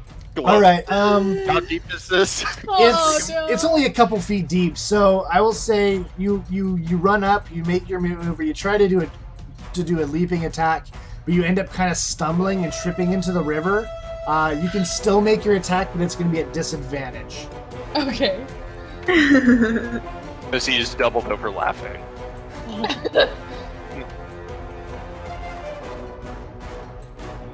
Oh, I could have critted. It's 19. You don't crit on 19, do you? I crit on 20. It was a 19. So you come up and you kind of stumble and you kind of trip and like step into the like 2 or 3 feet deep of water, and it kind of puts you at a disadvantage to like attacking him at like a reasonable height. You kind of make a sweep at his legs, and he's able to just kind of like hop over it a bit, and then kind of snarls at you and kind of like in a mocking tone. For my bonus action, can I like splash him with water? Yes. That's what I do. You know they're not cats, right? I don't care. Chuck doesn't know what cats They're actually demonic forms of hyenas. That's true. They've been like It's a hyena cat? They're no, but I'm just saying like It's a carnivore. Gnolls They're come all- from hyenas that have been influenced by demonic energy. Yeah. Basically, they make a pact with like a demon, or they think something about they fed on the enemy, the dead enemies of like this demon lord. So like the demon lord killed a bunch of stuff and they fed on it and like inherited some of its like demon power and turned into like these nasty walking hyena men. Well. Yeah, the more you know. I'll say go ahead and make. I want to see you make a sleight of hand check. No, just make it a dexterity check for splashing. Splash damage. Splash check. You get it wet. Just then throw water on it. It's So just like wasted it looks a really turn. confused, but like angry. You stanky, you needed it. Anything else you want to do, Chunk? Cry. No. Nobody good. can tell because you're already wet. Stavi's up. Stavi is well, seeing all the enemies there, he is going to sort of he takes his hammer and he sort of swings it a bit in the air and makes a motion like he's swinging it as an attack. And as he brings the hammer down, a spectral divine form of it shoots out as like a warhammer and shoots at the nearest gnoll. Wow. I have too many character sheets. Okay. I'll make that a public roll. Meow. That shouldn't have been an advantage, but or a disadvantage. But so he obviously missed. But so basically, a spiritual weapon comes out of his own warhammer and glides over to it and tries to swing at it, but he's able to. It just kind of misses him. But there's now I did not make a token for this, did I? I'll just remember it's next turn, I guess. So now there's basically a divine hammer floating next to that knoll. And then that's his bonus action. With his normal action, he's just gonna try to do a divine, a sacred flame. Jam roll.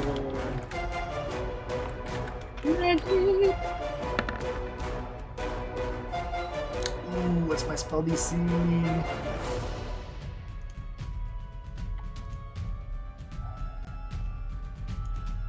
Okay, so basically, another glowing streak comes in from the top of the cavern again and comes down and just scorches the ground right next to the knoll, avoiding his holy wrath. Now I realize I probably should have healed someone, but oh well. He's gonna, at that moment, Stabby's gonna use his movement and get behind Chunk. Smart. Levin, you're up. I'm going to take my bonus action to finally reload my gun because it's empty now, and I keep forgetting to do that.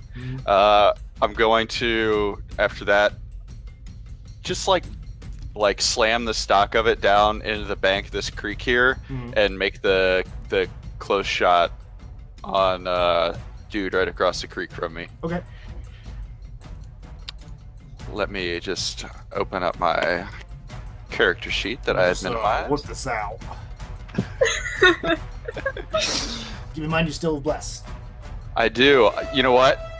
Let's just keep pressing that hot hand. I'm going to take the -5. I'm going to take the sharpshooter feat. Okay.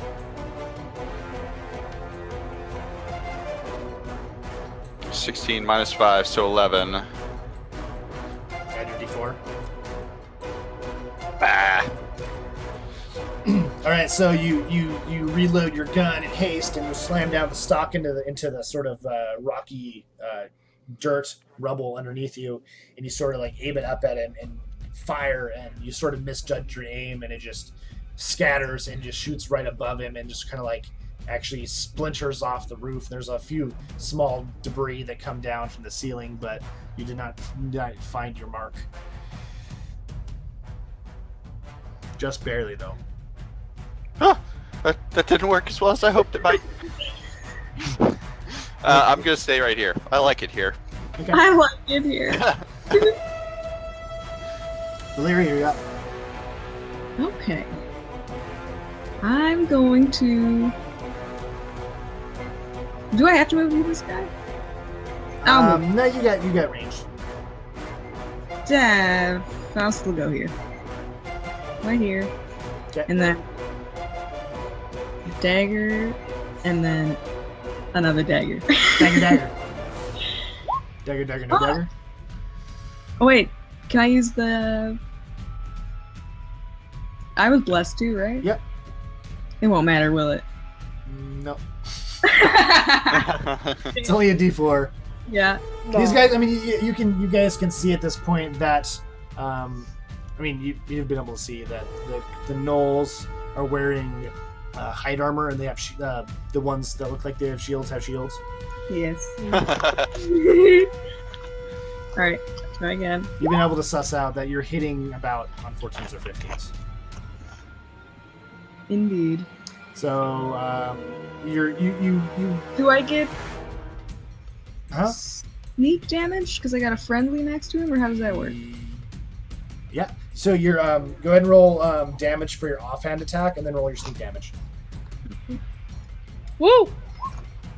So you hit you bring your daggers out, and you sort of bring them both down in like a stabbing action, and the one in your right hand sort of like finds like a chink in like a metal ring or something, and kind of catches the dagger so it doesn't really slip into him. But then your other dagger like finds like an empty gap in the armor and just slices right through and sort of like cuts down his spine a bit. So you do 9 points of piercing damage. Delicious.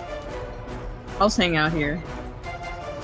So yeah, it's my turn. You got the health bar showing. All right, so is that your turn? Yeah. Unfortunately, you can't sneak from there. So. Nope. I'm in the shit now. All right, so Noel's turn. So this Noel is gonna he's got a short sword on shield, and he's gonna sort of spin around and make an attack at you, Valeria, because you just stabbed him in the back. Did not like that. He's not more mad at someone splashing water on him. He doesn't even see her as a threat right now. As far as what he's seen, she's only like stumbled and splashed. So yeah, not even he's the biggest threat to him. So right now is you.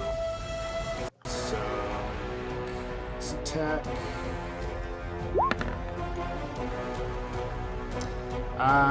Your AC is 16.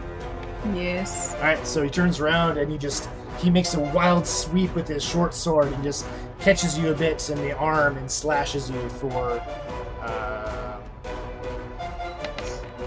that'll be 4 points of slashing damage. Ow. Not too bad. But I guess you someone only have else 19 gets health, so not too bad. Yeah, anything's not good. All right, so that was his turn. He is going to stay there. The one on the other side is going to make an attack on Toril.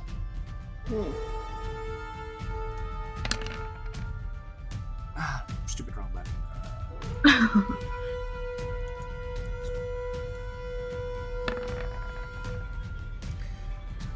That is going to hit. So brings his short sword out and makes a stabbing motion with it, and manages to catch you a bit in the flank, cutting through your chainmail a bit and finding a hole through it. And you take 7 points of piercing damage. How?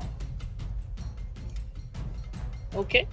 And then this. Why do I keep closing that sheet? I try to keep trying to minimize it and do the double click thing, but it keeps messing up. Attack.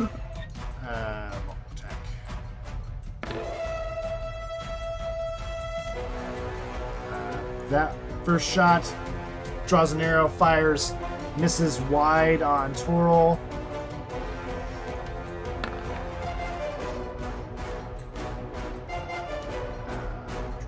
Toril, what's your AC? 16. Right, so the first one kind of takes a pop shot, moves out of the way. Other Noel comes in, takes his fire, shoots as well, and then also goes wide, and these 2 arrows streak past you. No harm done to you. Sweet. Is that all of them? Is there only 4? Okay. That'll be it. Okay, Toril, you're up. Alright. I'm going to swing at the one in front of me again. And I think I'd like to do I think I want to do a trip attack. Okay. Go ahead. You can decide. I believe you decide that after you see if it hits or not. Okay. So you can see if it hits, so you don't just waste. It doesn't get wasted.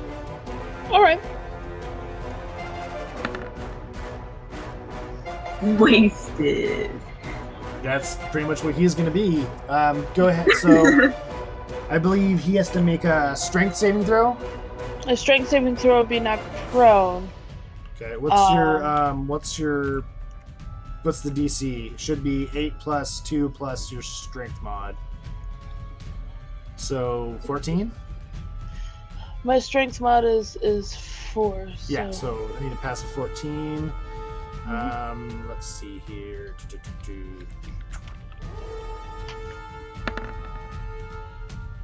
All right, so you take your axe and you sort of crouch down at the last second and sweep through him with your axe. Go ahead and deal weapon damage. Oh God. Jeez, He wow. also gets the superiority die added to the damage roll. That's correct. Add your D8. 1d8. Ooh. Okay, so you sweep through him and you cut him through, just just slicing huge gashes through his like knees and shins, and he flips down to the ground, prone, and kind of bleeding out, but still. Wait, actually, he's already been wounded. He's fucking dead. All You right. just like you clean completely through his legs and just like take his legs off, and then he just like falls backwards and is just bleeding out from his legs. Can I move forward now? Yep. Wait. Yeah, wait on in there. Clear as Hey guys. Hey, buzz. Guys, my turn. Okay. Chuck. I'm gonna take the swing at the one that I failed to kill earlier. Okay. Oh, did I lose my rage because I didn't? No, you still made an attack. Okay. You don't have to hit. You just have to try to attack. Okay. You It's the definitely. effort And that counts. like tripping into the creek definitely made you angry. So Angrier. God, what is wrong with me? if you'd like, I would allow you to make it a reckless attack if you wanted to use your for advantage. Do I have reckless attack with just being barbarian, or is that a feat? It's a level 1 or level 2 barbarian thing. You get to make attacks at advantage, but anyone that attacks you back this turn will have advantage. Okay. Then I So it's will up to you if you want to use it. do Normally you'd need to declare before you attack, but I don't think you remember that. Can I just roll a regular d20 since Martha is failing me right now? There we go.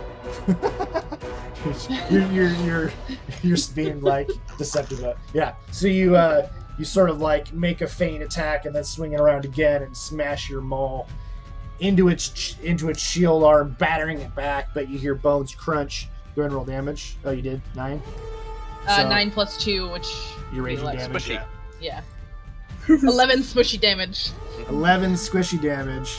Squishy smushy damage. He is looking really rough, and he's kind of holding his arm against his side, Oh. like. And then I laugh at him now. It's like looking really hurt, mad, and fearful in its eyes. It's like it's not looking too good. Anything else you want to do? And I'm actually, good. okay. Yeah, that's it. And just a heads up. Do we have any time that we need to end this by? Does No. anyone Not have to really. go? We might be due for a bottom- break, maybe at the end of this battle. Yeah. Yeah. I just want to, in case I need to like modify future battles for time.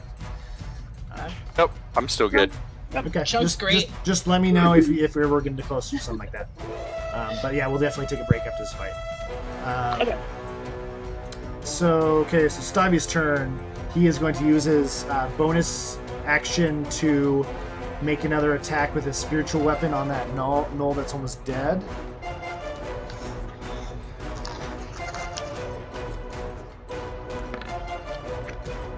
It swings and unfortunately misses a bit.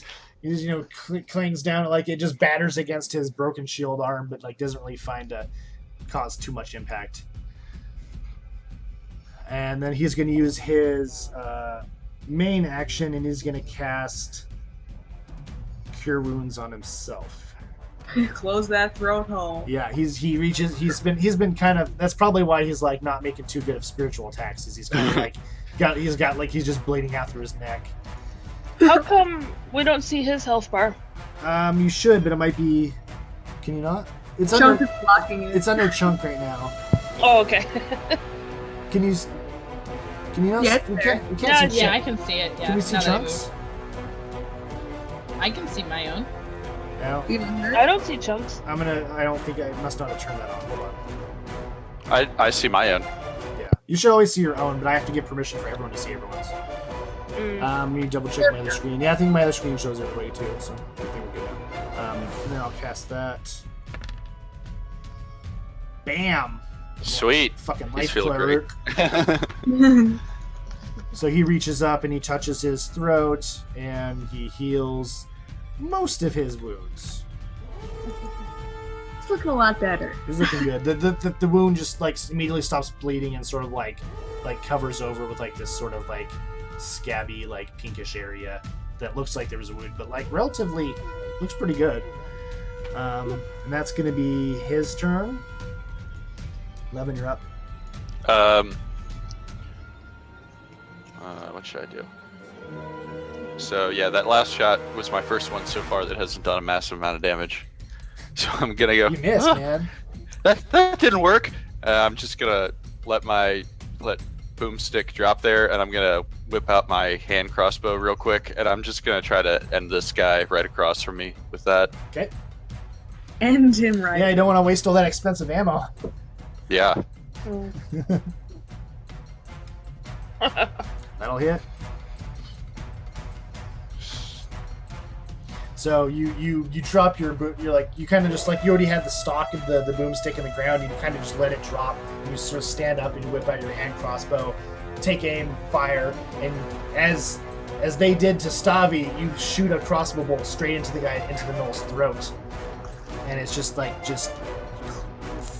it makes gurgling blood noise and just falls over on its face. And the arrow, as the body hits the ground, the arrow gets pushed out the back of the neck. So you just see like the bloody arrow tick coming out of the back of his neck from his body. Ew. I'm I hungry. mean, cool. I get a lot of those mixed reactions in my life. That's badass. And then the girls are like, "What?" Girls, D&D is for girls. Goddamn right it is. All right. Anything else you want to do, Levin? I'm gonna look back down at Boomstick and go, oh wait, I need to reload. And I'm going to actually remember to reload. So I've got 2 rounds in the chamber now. You don't have the actions left to. You're right. Pick Okay. it up. Yep. And then I'm just gonna look down at my gun and scream, I forgot to reload, and that's it. I think it still has 1 round, so. Yeah, it does. Larry, That's you're up. very Back good. to that in my little red circle. Valeria? Is it possible for me to squeeze in over there? You can. Like, Actually, what I have read that you could kind of run up and make your attack from Toral's square, and with your rogue a action, flying leap attack? and with your disengage, you could probably back out again or just move across. Okay. If you want to actually move, I would like to be, if you can, right here. yeah. If you're gonna have to make an acrobatics check to get past him, Oh fuck. Okay. because you can't move through enemy squares unless you do like a contest. Right. Do it. What do you have to lose? My life. Is that all? Acrobatics. Did you say? Yep. Oh fuck. So, even still, this enemy doesn't look terribly strong, but you kind of run over, and it manages to pin you a bit against the wall and sort of push you back. Why did you listen to me? So you can't make it past them. You could make an attack from Toral's square, and then move backwards. Okay. But if you move out without using your disengage, you would take an attack. But they are only holding a bow, like you did earlier. This is where I'll end up. We'll pretend. Okay. Let's pretend. Dagger. And I will say, since what is that, 12 to hit? Yeah. Yeah. So you're just kind of knocked off your feet a bit and kind of like. Unless I use my bless now. No, you still get your bless. I do? Yep. Okay. It only goes away if Stavi gets beat on, which he kind of did, but he is. I probably should have rolled for that. Can I, can I do it? What? Yeah. Add your D4. Since I forgot, I'm just gonna kind of just do this retroactively to see if it holds up. Yeah, he was fine on his check. So. Okay. So now you're at 15. So yeah, as you kind of like, he kind of knocks you back out of the way, but as you do so, you kind of swing your dagger wildly, and you'll get you'll get damage on that. But I'm gonna say for this, since you failed an acrobatics on this, you won't get sneak. Okay.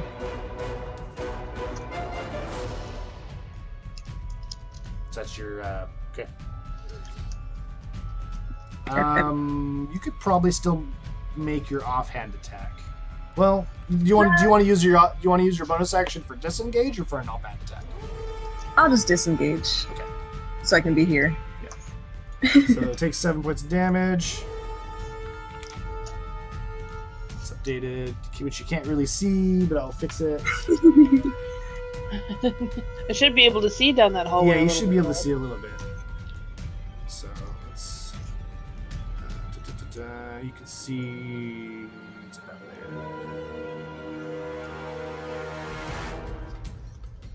there. You can see actually farther than that.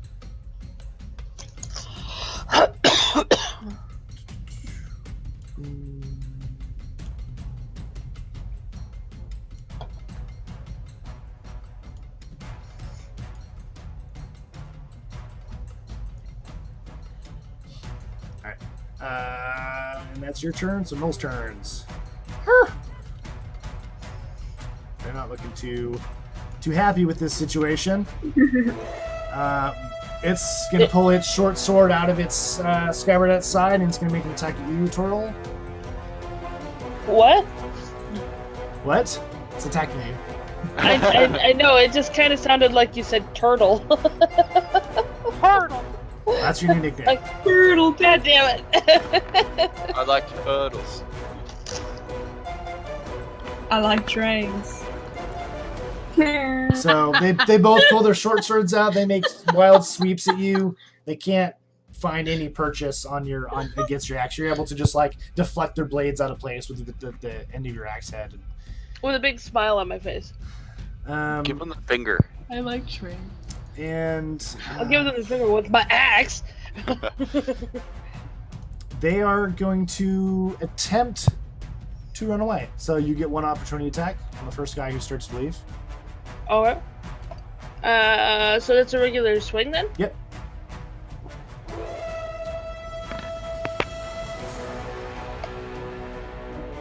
That'll hit. Go roll damage. Alright, so you you just like as she like the fear kind of goes inside as you're able to quickly defend against it, and it just kind of gets frightened and it starts fleeing. But as it turns away, you just like slash down your axe across its back, doing a pretty good number on it, but not killing him outright. Don't run! And then you used your reaction already, so they get to move away. And that'll be their turn. Toral's your turn to stop them. Pursue. So I've got 25 feet. Would I be able to get? Would that work? You're Or is that going to too start a whole nother battle. I can foresee this right now. I want to go there. You're about to walk around the corner into like you remember Star Wars when Han Solo they're like chasing the guy and they run around the corner and there's a room full of them. Oh god. Okay. Well, I can technically kind of see one of them. So I guess I'll swing at that one. I'm trying to do line of sight to catch up to where you were. It's okay. Give me a moment. Alright, so from there you can see pretty much this whole fucking place. I was hoping that the sound of the boomstick drew whatever was in the next room over. What? Huh? My See, ears you are have so boom deep. boom stick. Oh, hi! And there's leveling that a bit, and you're pretty much right in that assumption. Okay, so I'll take a swing at the one that I damaged then already. Okay. I like your map, by the way. Thank you. It does look cool. That'll hit. Go ahead and roll damage, which I'm sure will be enough. You never know. Well, I think her strength modifier alone kills it. So you just swing your axe and you take its head clean off, and it just a little bit of blood gurgles out of its giant neck hole, and then falls to the ground. Oh God, Nick's watching. Hi, Nick. Hello, Nicholas. All right, so Dad, anything else you want to do, Toral? I don't think a bonus action would help me with this. So. No. Oh, you do have your second wind ability that you can heal a little bit. Second wind? Mhm. Is that a fighting thing? It's a fighter thing, level 2. I believe You it's get 1d10 per long rest. short rest even. Oh. I think. Oh shit, that's awesome. Oh, It's- yeah, it's- I'll do that. Let me 1d10. double check for you just for the number, just Sure. to get it precise. Fighter. Okay. Second wind, you get 1d10 plus your fighter level. 1d10 plus 3. And you get that every short rest. That's nice. I like that. Fighters are pretty solid. So 10 hit points you heal. I'm back at max. You don't even need a cleric. Alright. I will with sheer willpower.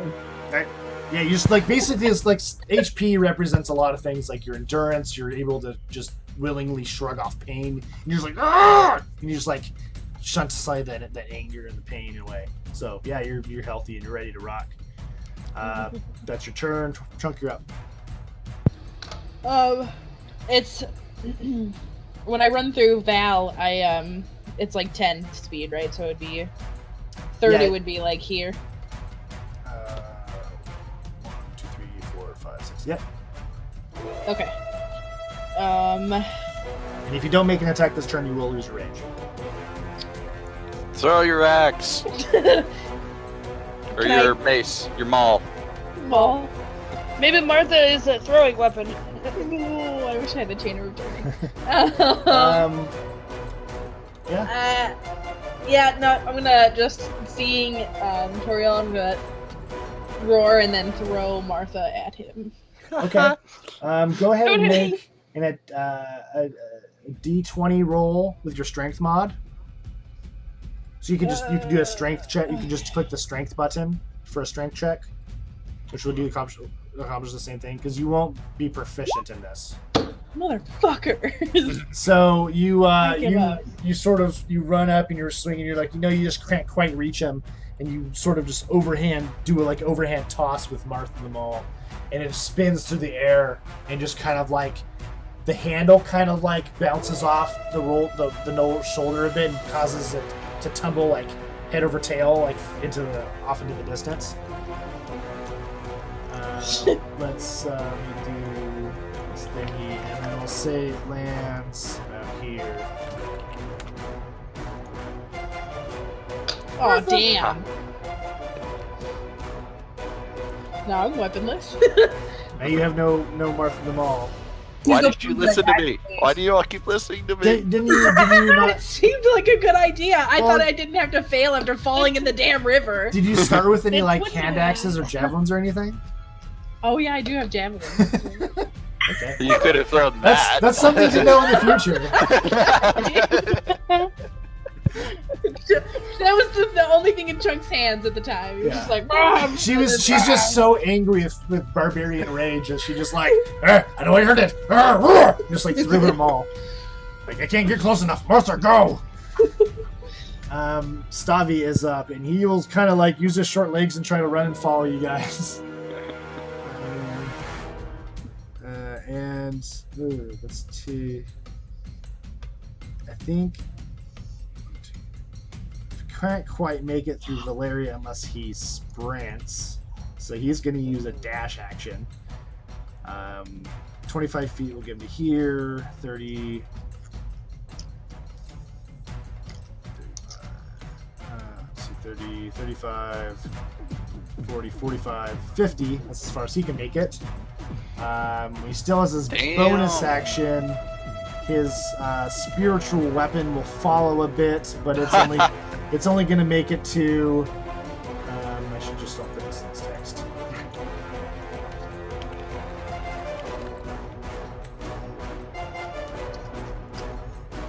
The spiritual weapon is right about there. Come on. Stop snapping to grid! Ah! It's the worst. Okay, it's there, but it's snapping to grid. It's pissing me off. Okay, so that's his turn. Levin, you're up. So I see You're the fighty type people run down that cavern, and there's nothing in this room left to attack me, and I just gonna go ha, ha, ha, and bend over and pick up the cartridge, the 2 cartridges I think that are at my feet, and then walk here and pick up one, and here and pick up one. Okay. And I'm just gonna be happy in this room by myself. Reload. He's and then picking I'm up gonna his reload. spent casings. He's like, oh, this costs too much. Gotta keep. Okay. So wait, actually might as well just head back down to the bridge. That was 5, 10, 20, 25, 30. Does that seem about right? Yeah. Okay. It's perfectly fine because I would say that it's a cool thing to be the frantic and like not think about it at the time because this is sort of one of your first adventures. But going forward, if you have the conscious awareness of it, you can kind of like throw the empty casings like into like a pouch as you're reloading. You won't have to like scrounge them off the ground. Okay, like you would an arrow. Yeah, which you have to go because that's pick the up. whole projectile. You're keeping the casing doesn't leave your gun, so it's probably a bit hot. But you know you can throw it you can throw just like you have like a leather like pouch that you can just kind of chuck it in. Sweet. Okay, that's it. That's all that Levin does. Valeria.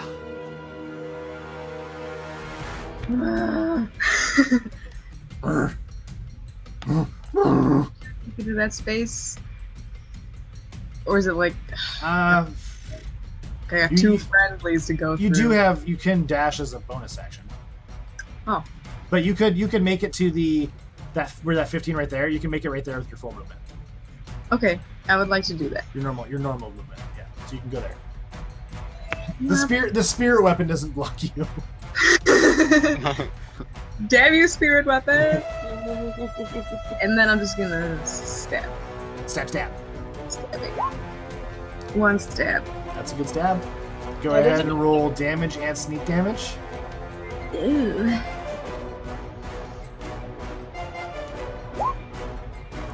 Ouch. As in bad rolls, ouch.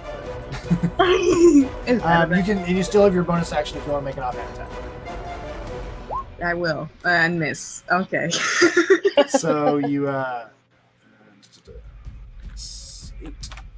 So you bring your daggers out and you kind of flip around and like leap sort of through and under Chunk like between the wall and her, and then kind of like flip over Stavi and then land and bring your daggers in.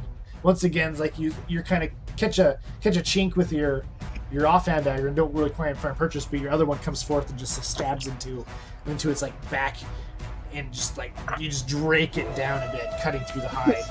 It's a good thing I've got 2 chances to hit people. Yeah, that's the strength about rogues is you only have to hit one of your attacks to get your sneak damage. It makes it pretty reliable, especially if you crit. All right, so that would be all your actions. So now it is the Knoll's turn, and it's gonna. Oh yeah, just run off. Give everyone an way. It's gonna use its action to disengage, Oh, and it's gonna just move its full Damn it! movement. Bell It's said, it's "Get fleeing back for, here." and as it's running, it's kind of going. Oh man.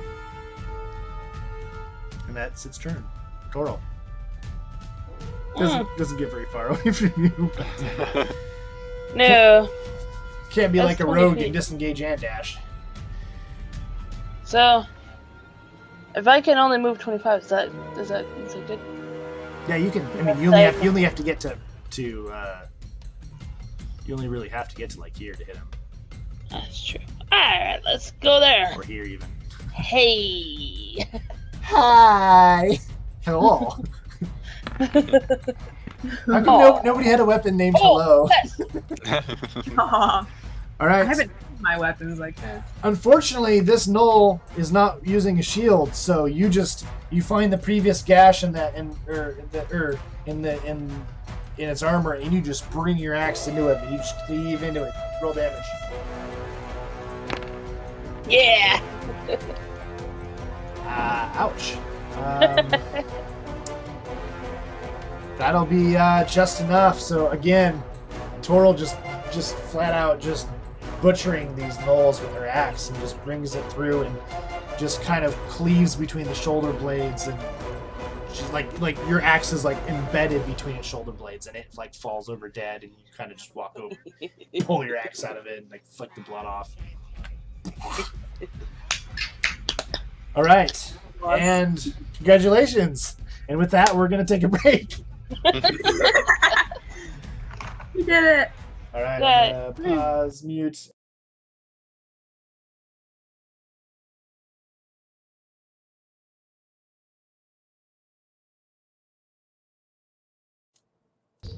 All right, and we're back from our little break. So I'm assuming we're gonna take a short rest here. Yeah, sounds Yeah. Just Would tinkering interfere with my ability to short rest? no. Okay. Assuming you guys want to rest that long. I mean, because it would take about an hour to do that. Right. Well, yeah, exactly. So I'm gonna sit down next to this fire, and like, for someone who's like real nervous and jittery and scared of everything, I start to pull out like chemicals and explosives and stuff, and am just kind of like chewing on a piece of beef jerky, kind of like throwing this stuff around and like putting bottles on this fire to heat them up and like mixing stuff together. And I seem like real into it and happy and not concerned at all that I'm working with high explosives. We're making a lot of noise, which I want everyone to make a stealth check with Levin at disadvantage for that. Especially. So that means half of us are at disadvantage. Could I Damn use it! hit dice during this? What's that? Can I use hit dice to heal during this? Yes, during short rest you can use hit dice. I was actually going to ask if I'm not going to move it. I was going to see if you guys wanted to ask Stavi to heal anybody or anything. I don't want him to waste his magic so he doesn't have to. Magic. Okay, no one's too hurt right now, so. No. Is it a 1d8? You should be able to click the hit dice button on the character sheet and it'll roll it automatically. The word where it says hit dice. All of them.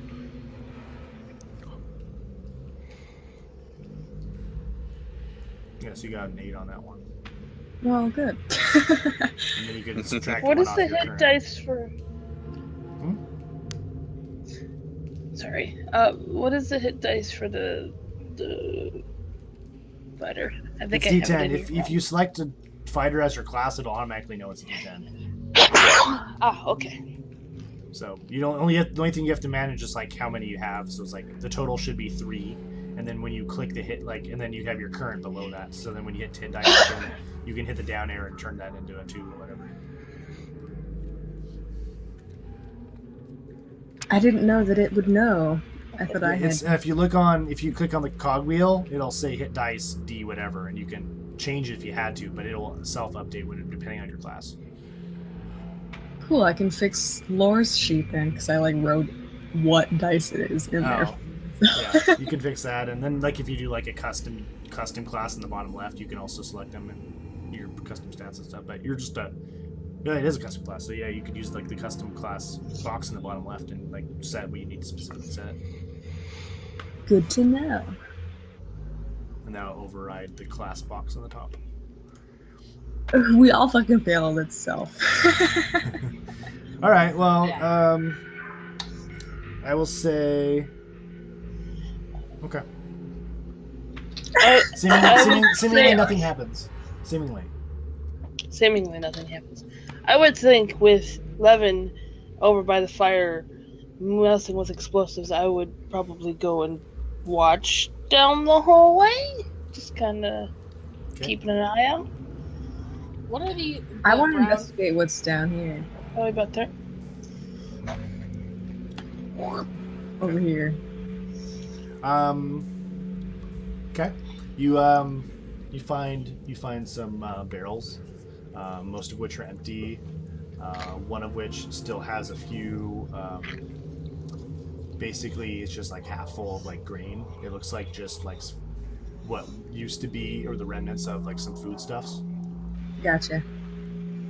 Okay. Most of it has kind of been like kind of destroyed and tampered and spoiled just from like the gnolls probably fussing with it.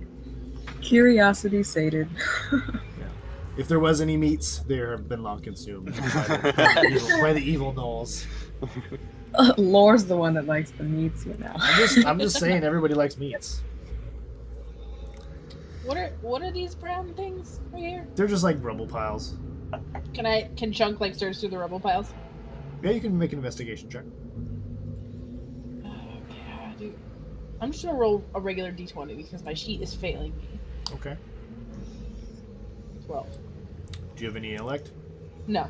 Okay, so you find some basically they're piles of like broken rock and rubble and some little bit of bones and like fractured armor that like the you can kind of see like maybe make an intelligence check as well. Basically, it's another check, but Oh wow! You can kind of tell that like these might be like basically piled up sort of remains of like maybe previous people or people like things that like the gnolls have sort of caught and killed, and so they sort of like the bones and the armor and stuff are relatively picked clean. Oh, hey guys, look at this! It's a femur. Yeah. But you can find anything particularly you're looking for, or just seeing what it was. Yeah, no, just Chunk is curious. You do find like a little bit of like a couple there's like a dagger and like a rusted, bent up, crappy dagger, and some other like broken pieces of like metal and what could have been a shield, but it's been so long bent and destroyed that it wouldn't even be usable. Oh. And this is just through like all the piles. Get it. Toril and Valeria, I want you guys to make stealth checks again. I assume you're attempting to be quiet and stealthy. Yeah. Why Are not? we not having a short rest? Why are you guys trying to cause trouble? You guys roll well enough. I'm just trying to keep an eye on the door, that's all. What How you door? doing over there, Levin? I'm gonna say you can see a little bit farther because of where Valeria is. Let's say you can see to about Where is Valeria? here. Oh, down there causing trouble. I'm right next to you. Let's keep- Oh, there you are. Okay. I don't know, I was like looking at it like, oh, that's a Well, shadow she is there. super stealthy. Yeah. I didn't roll a 40. Not that stuff. But have the two of you make perception checks. Oops, wrong button. So just 22.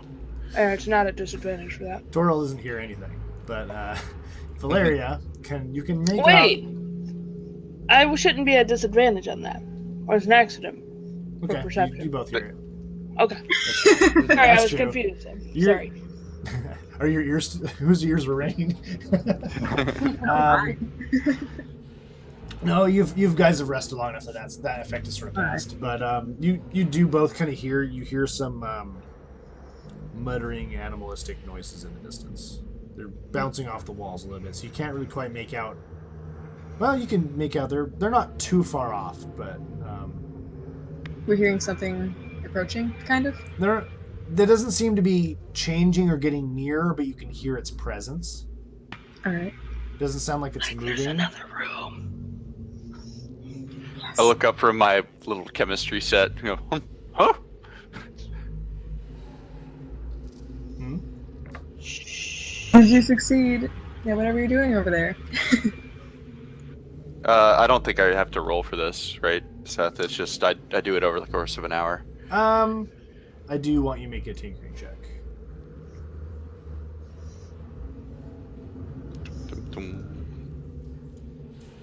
That should be at a disadvantage, but both rolls are good.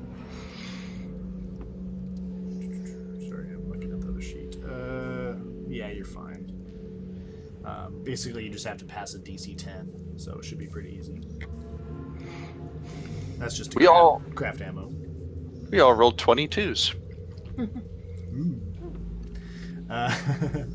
Alright, so you guys rest up a little bit, and then you guys kind of scouted ahead a little bit, and you can usually you can see you can hear creatures, but you guys have been, aside from Levin's kind of loud tinkering, you're able to sort of not attract too much attention. You guys want to proceed?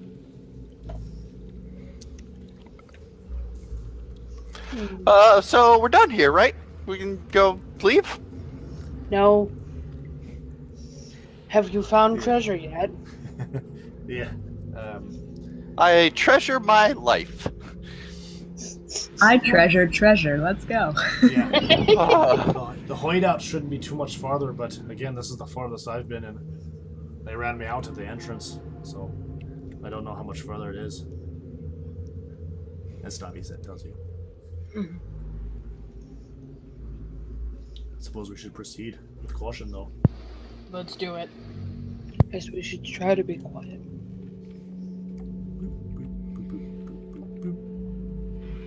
I will lead the pack. So we get to here, and they do some revealing. Oh man. You can kind of see to here. Just this camera. Alright, so...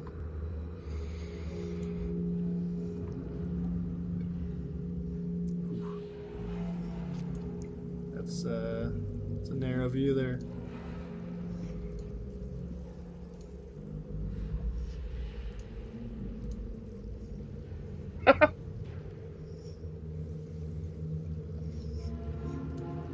Alright, yeah, you want to stop there. Okay. Psst. I want Valeria, you make one more stealth check. Are there any more deranged hyenas up there? Ah! Luckily, you stealth like a motherfucker, so they don't see you. They don't seem to notice you since you're still kind of in the dark. It's dim light, and you're quiet enough that you're not attracting attention. But it is a dangerous position over here. There are more ahead. Pants it down quietly. We'll play telephone. There are 4 in bed? What? What does that even mean?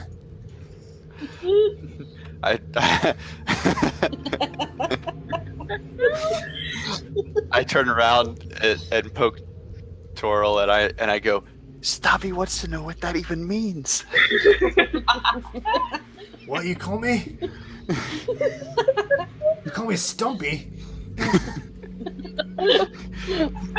That's legit what I thought I heard.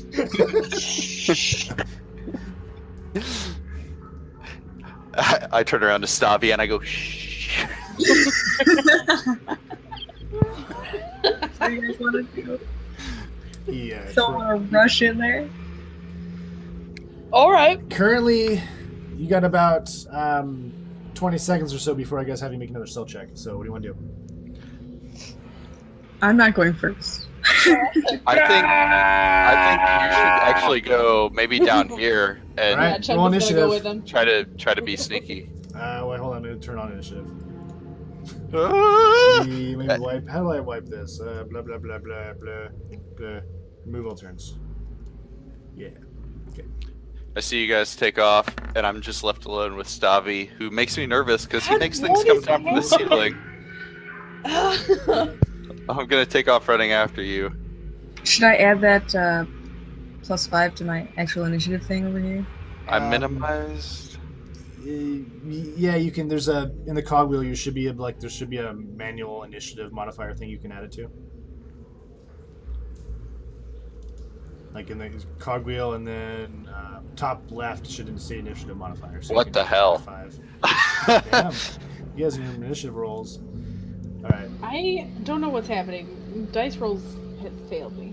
Okay. Let me kind of move. He's like, oh, you guys took off and without me. So he's gonna kind of back here. You rolled a 1 with your +9. Yeah. Amazing.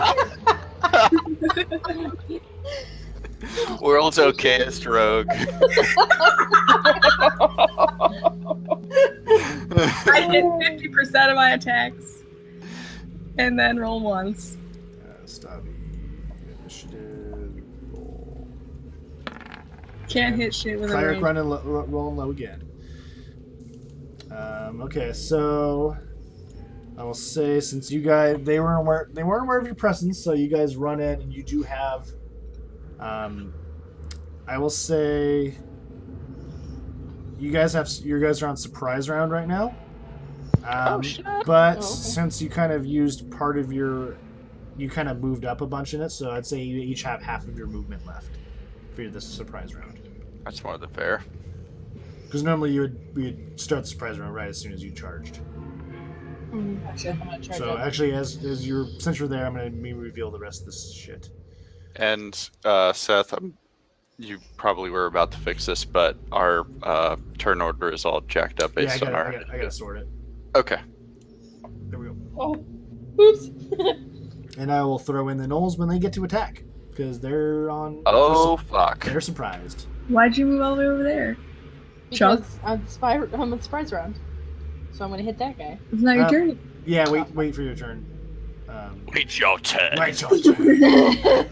Okay, so So- if my my walk speed is normally 25, does that put me at 15 or does that put me at 10? Let's say 15 left. Okay. I just Alright, but it's 11's turn. wanted to make a fair reduction for everybody. Sure.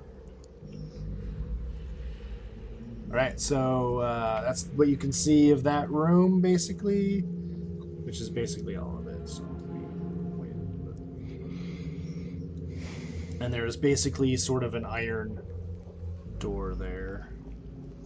Oh, behind the one in the black armor. That's where that's where the treasure is. Maybe. All right, Levin, you're up. Surprise round. I'm gonna do. Why am I all lit up? That's sweet. I'm gonna open this battle the same way I did last time. I'm gonna expend a grit point to get advantage, dead shot. I'm Okay. going to take -5 on my attack roll to gain +10. And who am I gonna attack? I would just as a perception thing, you notice that this guy looks much bigger and meaner than the rest. Yeah, I don't want to piss him off, so I'm going to. The rest looks similar to the guys you already fought.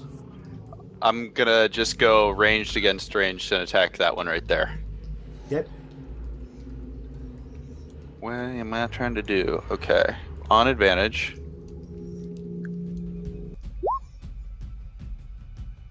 Wow. That advantage worked out for you. Well, I'm taking -5 on that, so it didn't work out that well. Okay. So, Levin, you sort of get down to one knee, bringing up your boom shotty, and take dead eye shot. Boom. The sound rattles through this cavern space again. And you shot just goes a little wide. He's standing kind of behind. He's even illuminated by the fire, but just like the way his image sort of wobbles through the fire, you're able to get good quite aim on it, and bounces off and puts a hole into the wall behind him. I'm gonna bonus action reload and pocket that one cartridge and go, guys, I think they might know we're here. Toro, you're up. You think? If they didn't know, they do now.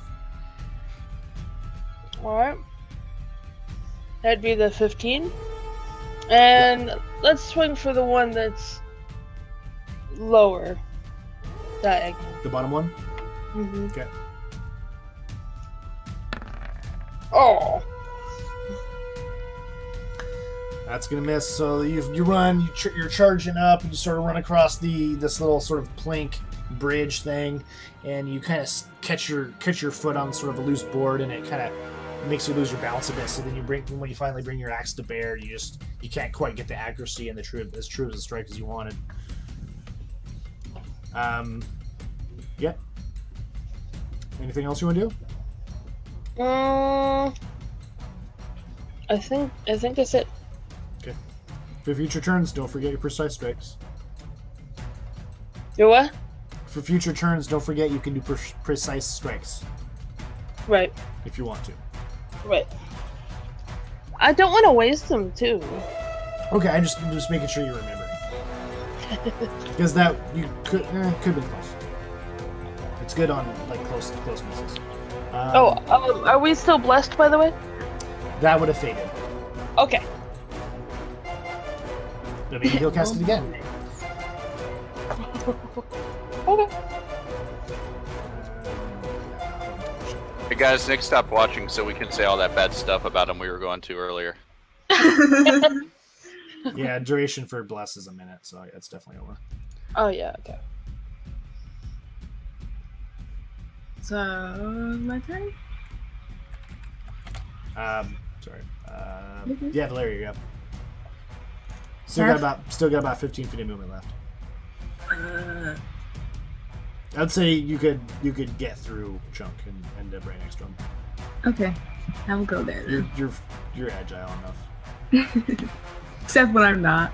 Except when you're not. This fucking bow. I'm gonna try it. I'll shoot. I'll shoot the same one that Toro was trying to hit. Okay.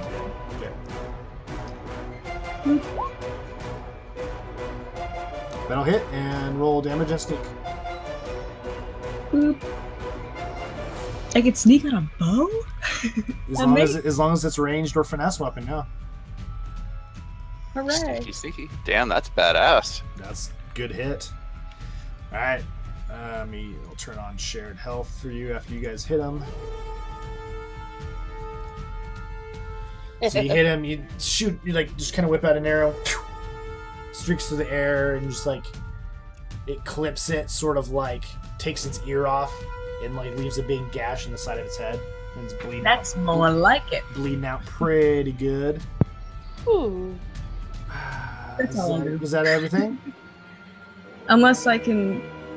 No, I'm good. Still have a bonus action. You could dash if you wanted. Dash, but that involves dropping my bow again, probably. To get No, only dashing lets you get another 30 feet of movement. So you can you could I'll just position stay yourself here. any better if you wanted to. I'll stay. It's okay. Or you could duck around and hide again or something. I could make room for Well. Snobby if he'll make it over here. What do you want to do? I'll stay here. Fuck it. Sorry. It's alright. Stabby's up. He's going to use his last bit of movement, which isn't much.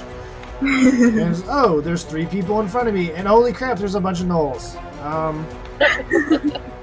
Sets down his mace, grabs his holy symbol once again. That same goldish, glowing energy seeps out from it and spreads to Valeria, Levin, and Chunk. You guys take bless. So Yeah. for the next 10 rounds. I accept the blessing. I still don't feel great about it.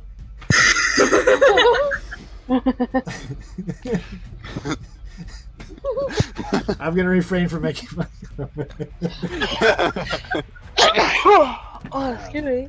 Excuse me. Sorry. So that's his action, and his bonus action. He can't really do much. Nobody's hurt yet.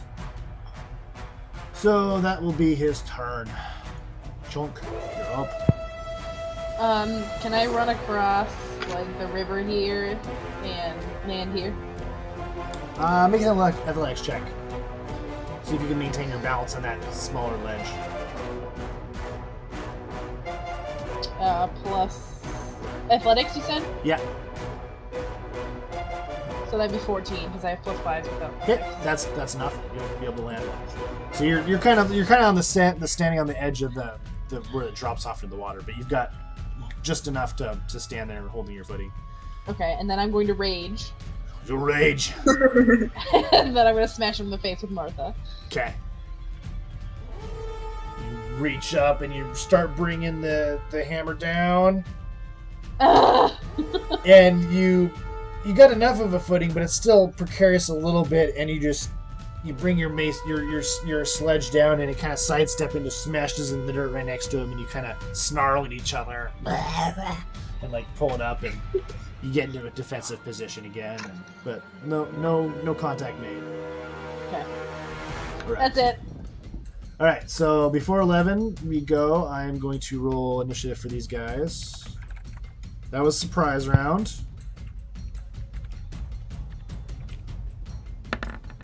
Surprise! Surprise. Surprise.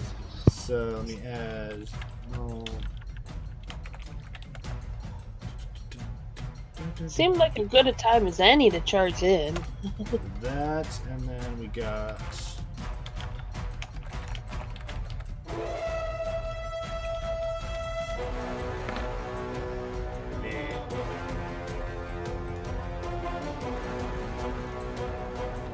Noel and Big Noel. right. That will be the new initiative order. All right, Levin, you're up. Right. I'm gonna go ahead and step up here to the side of the creek, and I'm gonna take another shot at dude. This guy, Archerman? Okay. Archerman. Back Archer Man. Yeah. And now that His I'm last feeling name is hashtag Archerman. Now that I'm feeling hashtag blessed, I'm going God damn to. it.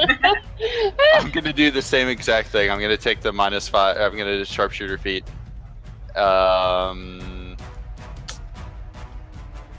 Yes, that's it. Okay. Let me go ahead and do that. So, are you going to spend a grip point? I am not going to spend a grip point on this first one. Okay. So it's just a 21 Yep. -5. 16. That'll hit. Go ahead, roll damage plus 10. Fortunately, you don't have impact range on this, but still should be Right. pretty good.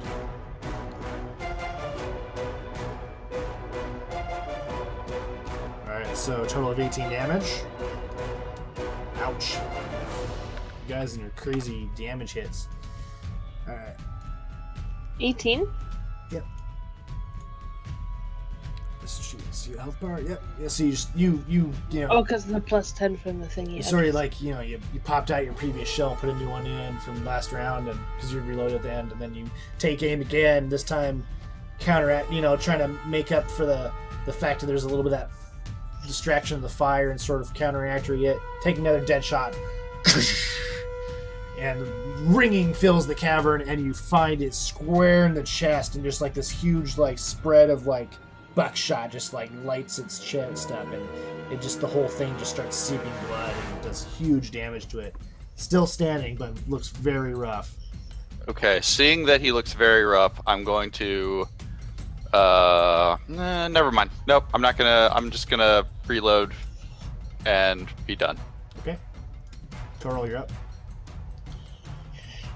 Alright. I would like to move up. And I'm going to take a swing at the big boss guy. Okay. This is what I'm calling him, even if he's not. Boss man. It's fairly accurate. And just as you guys can see, he's bigger, and he's kind of wearing this kind of almost linked metal armor on, and he's got a big like double-bladed like glaive. Okay, depending on how this goes, I'm going to use the precision.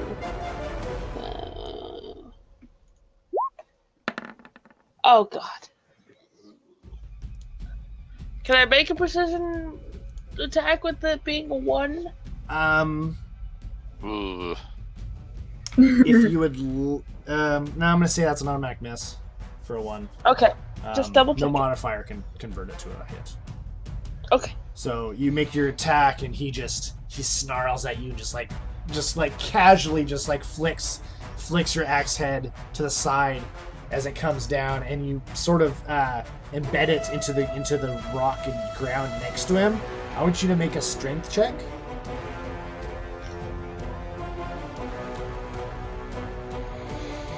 This is because you rolled a 1. Yeah. Oh my god! My strength is so good. Try as you might, that axe head is stuck in the ground and you're not able to pull it out. I'm fucking Thorbeer. Oh Great. no! Thorbeer. Okay.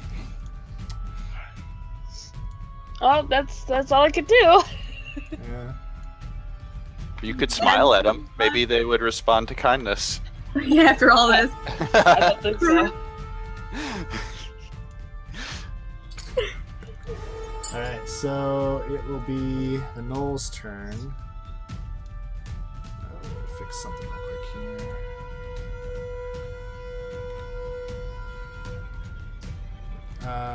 Alright, so Knolls are up. I'm gonna have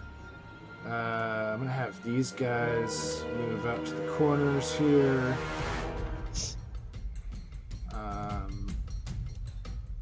Other 2 Knolls are gonna stay where they are.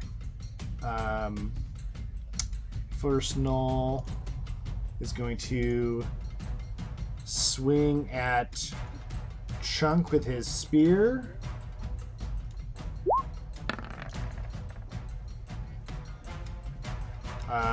Chunk, what's your AC?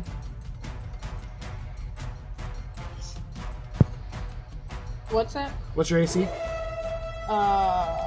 15. Okay, so he brings his spear forward, thrusts, stabs through your armor, but it doesn't quite catch your flesh. It just like nearly sort of like just skims past and grazes you, but doesn't cause any damage to you itself, but like kind of puts a hole through your armor, and then he pulls back, kind of snarling mad that he could tell you didn't quite catch meat. Which is surprising because there's a lot of you that's meat. Yeah. I just looked down and just. The bottom Knoll is going to take a spear strike at Toril, and is going to stab through, and same sort of motion as what the other one did, and catches through the side again, but is able to find purchase on you and catches you in the side, in the flesh, and that's 4 damage. Woo! These guys are weak. Alright, that's those 2 Knolls, and then I'm gonna do 2 attacks.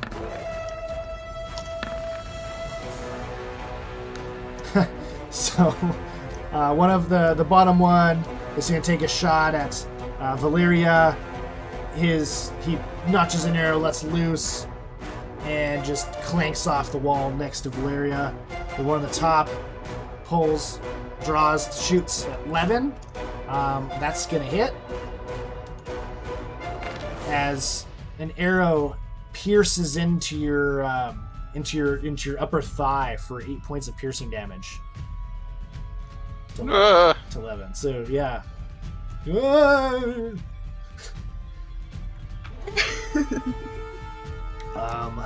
That'll be those 4 Knolls.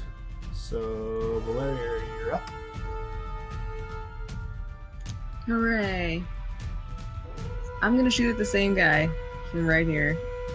The bottom melee Knoll. The one that's hurt, yeah. Okay. Ouch. Let's see. How much does he have? If you like to roll damage, if you want, but it's gonna be enough. It's gonna be way too much. So. Do it. And then you'd have 46 sneak damage. Fuck it, it's fine. Jesus. So you just, I mean, you Kill him real good. you like, I'll just say you pull out like 2 arrows and just like knock them simultaneously really loose, and they just like both of them embed into each of its eyes. And it just falls backwards, just like. Does it try to look around to see what hit it, and the arrows like move around? As soon as the arrows hit, like the brain function is just completely gone, and it just kind of wiggles as it falls to the ground. Yeah. Thanks. Yeah. And now I will move a little bit down here. And that's all I will do. Okay. Stove is up. All right, he's going to. What spells does he have? He is going to cast Guiding Bolts at the very big guy.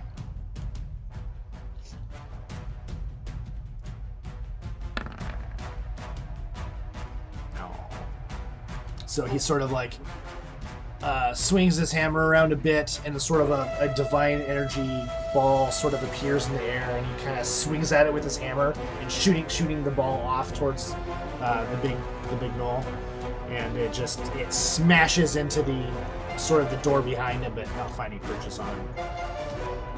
Unfortunately, Toro being in melee contact with him just wasn't, kind of distracting enough that he didn't want to risk hitting her, so he shot too wide. It's a bonus action. He can't do much there because he would cast a spell. Alright, so he is just gonna move up a little bit more and then go purchase there. Alright, Big Noel's turn. Why do I keep closing my windows? This is annoying. I'm not minimizing them right. Alright, so I got Noel, leader guy. He is going to...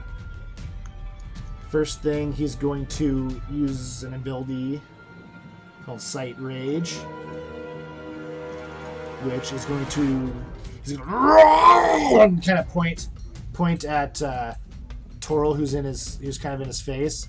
And the gnoll next to you, Toril, is going to take an attack at you. Oh boy. That's going to hit. Alright. As you're not even expecting it, but like the huge gnoll in front of you snarls and yells and points at you. And while you're kind of distracted momentarily, the gnoll beside you turns suddenly and thrusts at you with a spear, catching you like straight through the side for 8 points of piercing damage. 8? 8 points. Okay. Yeah, so you take your 8 points, and it stabs you, and then now the gnoll itself is going to make its attacks. With its glaive. Did it summon something at me? No, it has a special ability that lets it have a friendly make an attack. Like a leadership ability. What's your AC is 16? Yep. Alright, so he has his glaive and he swings at you once, and you're standing there without your axe in your hand because it's still stuck in the ground. And he swings and you're able to sort of nimbly dodge the first one, and as you do that, you see the other end of the glaive swing around and stab right into your shoulder. And that is going to do 11 points of slashing damage. Ew. Ouch. How are you feeling, Toril? Oh. It's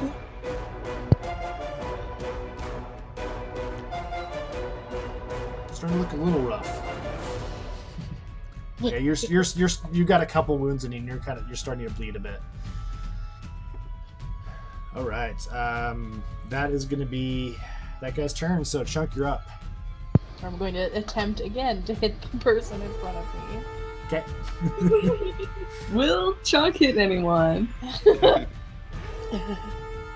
Oh my god! Luckily, this makes you just so mad. You're still raging, but you're just like swinging. You're almost overcome with rage, and you're just swinging wildly with Martha and trying to find something. And you're making wild attacks, and he's just able to kind of sidestep it and avoid it entirely and deflect it away with his shield. Anything else you want to do? No. Okay. Chunk is now depressed. 11, you're up. I'm gonna survey the scene. That close, 11 is just to say, the closer knoll is in your 10-yard range. yes. But 11 is going to do something foolhardy. He's going to jump the creek. Okay, with it. Make an athletics check or acrobatics, whichever's better. Ah. Which I'm guessing acrobatics is probably better for you. Yeah. You're able to make it, but you stumble a little bit, but you're okay. Okay. You do not fall into the fire. You know, you kind of do that thing where you like stand on the edge, you're like whoa, whoa, whoa, like shit, spinning your arms wildly. Windmill my arms. Yeah. Yes. Okay, that sounds about right. Because you're precariously between basically a ledge of water and then a fire raging in your face. Yeah, that makes sense. I'm gonna take a step over here, and I'm gonna whip out my rapier and just try to end this guy's life. All right, go ahead and make an attack. Oh wait, I'm #blessed. You are #blessed. Might not make a difference, but it might. All right. That'll be just enough. So as you're still holding your sort of shotgun in your one hand, and you run up and you jump over, and then whip out your rapier and go for a stabbing action, and you feel resistance as the blade hits its torso, but then your arm and the blade itself glow that slightly golden color hue with divine energy, and you're able to pierce through its leathers and stab right through its chest. Go ahead and roll damage. Right, so Hey. yeah, so you hit it, and it just stabs right through its chest and croaks and starts coughing up blood, and then as you pull your rapier out, it slumps to the ground. Sweet. I don't feel as bad about being blessed anymore. All right. This is sweet. I'm going to action surge now. Ooh, okay. I'm gonna whip around and take a shot at the unshootable knoll or unhittable knoll across the fire from me. Okay. You'll have to drop your rapier. I'm okay with that. Okay. Because the boom shotty is a two-handed weapon. Yes. I spent a grit point, so I should be down to 2. There we go. Yeah, I'm gonna do that whole smash again. Spend a grit point, take a sharpshooter feat. Okay.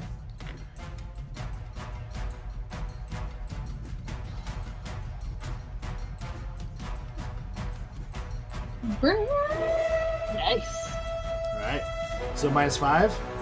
-5. I can roll the d4 if I need to.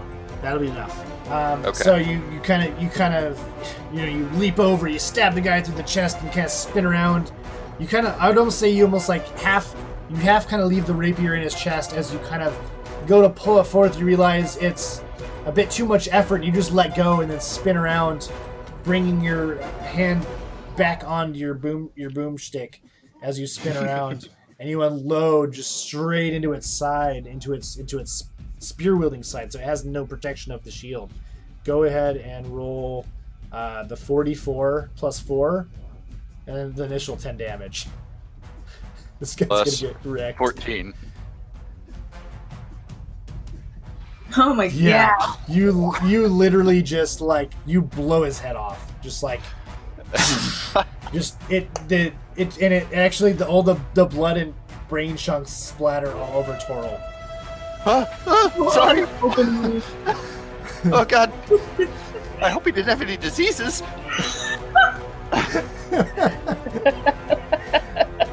Alright. Anything else you want to do? I think you still have a bonus action. Reload. Okay. Alright, that's your turn. Toril, you're up. You have brain and blood all over you, and your axe is still sort of sticking in the ground.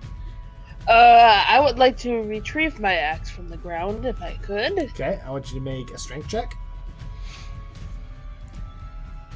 Come on. God, my God! Is that 2 natural ones? What is happening? Unfortunately, as you go to reach down to pull your axe out of the ground, it's covered in all that blood and brain matter, and your hands just slip off. You can't even get a grip on it. Blah. You still have your movement, but I will say that consumes most of your pretty much your action. So you have a movement and bonus action. I think I want to do an action surge and pick my damn axe up. Go ahead. Come on now. We'll roll another one. Is- It's All right, that'll be enough. And then I'll say, let's just say that's with since you had like your bonus action and stuff left, you can make one attack with as your just raw fury of this frustration. You rip the axe out, and at the same time you use the momentum of it finally coming out to spin around and make a strike. Go ahead and roll an attack. All right. Since you used your action surge for that part. But Oh. as you're still kind of caught off balance by it. You swing through wildly, and he just like he ducks his head back just in time, and the axe swings like 2 inches in front of his face. I'm assuming you were going after the big guy, whereas you pulled it from. Yeah. Same AC, so no big deal. The other guy's dead, isn't he? Oh yeah, sorry. Yeah. So there is only one target. No, he's still alive. Ha ha ha! I don't need a head. Zombie Noel. All right, you guys are doing Oh, well. and I'm gonna end my turn with ow. Oh. Okay. Knowles, there's one left. Alright, so this guy's like, kind of shit. Okay. He says that in Knoll speak. Oh shit. Gosh. And he's gonna take a shot at Valeria's his closest target, so he'll shoot there, draws an arrow, releases, manages to find purchase and skims the edge of your neck. My neck. You take a whopping 4 points of damage. It's better than the 17 that Scabby took earlier. And that was a fucking crit in the throat.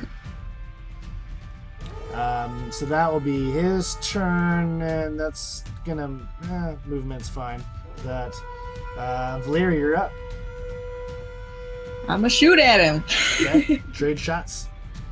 Arrow for an arrow. That'll hit. Go ahead and roll damage. Knock your arrow. You return fire. Sort of like just kind of like just to show you shoot and hit him the exact same spot he hit you, just grazing his neck and his trickling blood through his fur. Can a What? cantrip be used as a bonus action? If the spell specifically says it's a bonus action. What's What's the spell say? I don't know. What spell is it? Chill touch. Chill touch? That would be an attack. That's a normal action. Okay. Never mind. I'll hang out. There's no most bonus actions are utility based. Alright, Gotcha. So yeah, you're both bloodied a little bit. Next turn, Stavi is going to see basically just Toril getting cleaved, so he's going to run up and make it to here, and he's going to put set his hammer down and draw his hand forward and place his hand on your back, Toril. Mm. And you will.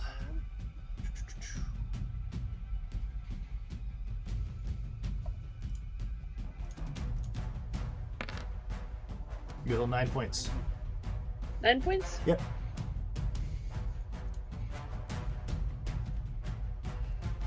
Thanks. Thank you. It's a little better. And then can't do anything else for his turn, so that'll be it.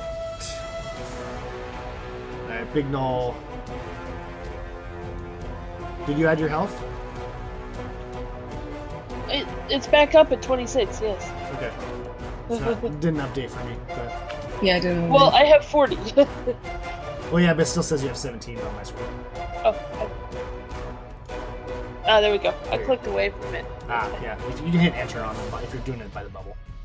All right, so, you can't use. Okay, so he's infuriated as all of his allies are falling. He's just immediate threats in front of him. He's gonna take 2 strikes at you. At Toril. Oh boy. Meat shield.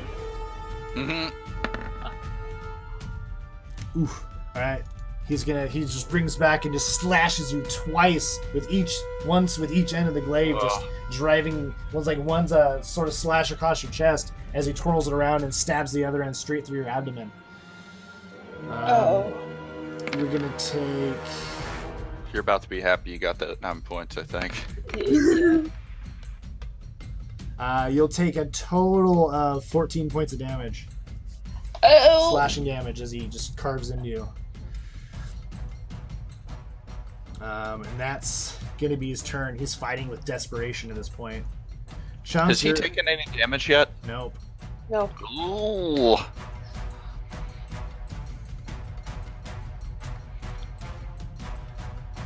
Watch that health bar fluctuate. Yeah. I really Well, hurt. if you hadn't got that heal, you'd have been at like 3. Yeah.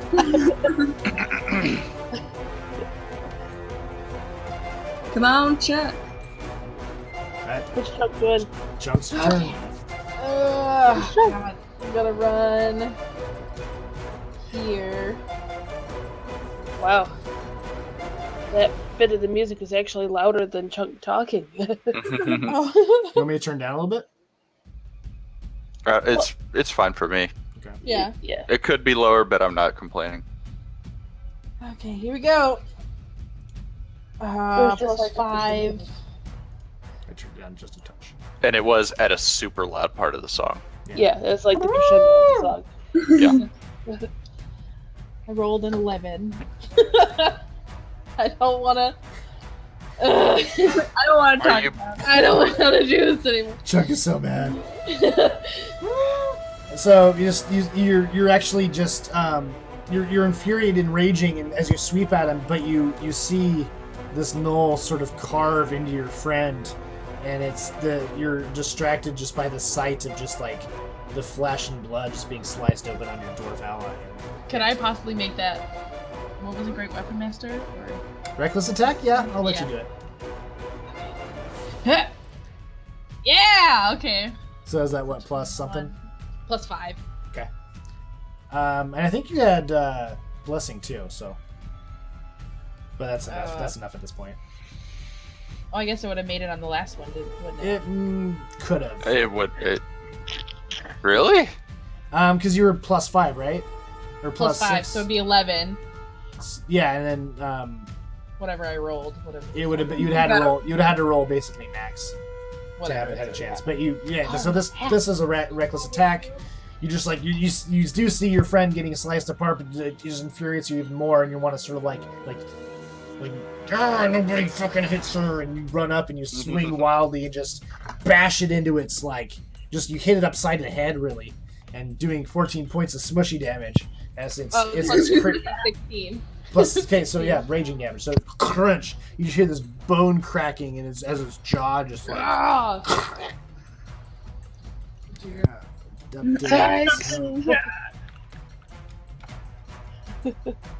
I'll show its health.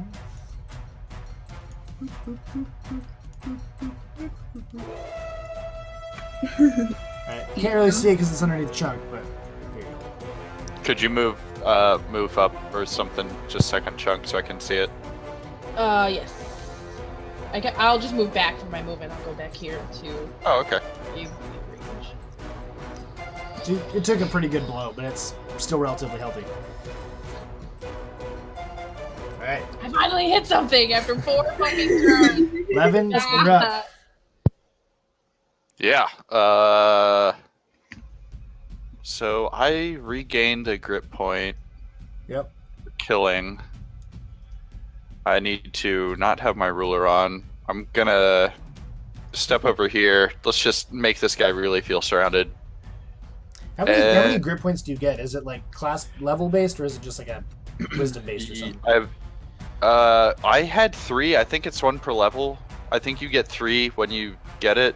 I can pull it up. I'm just curious. It's probably level. I was thinking Yes, that, start- but then 1 per level sounds a lot to a lot. It's wisdom modifier. Okay, Oh, that's what I thought. You can never gain more than that too if you kill them. Yeah. Shit. Okay, yeah. So you should have at least 1 from that kill. Yes, so I'm down to 2 now because I missed on that first attack before I was blessed. Yeah. So yeah, let's just keep doing the same thing. Sharpshooter feat with the expending a grip point. Okay. Advantage -5.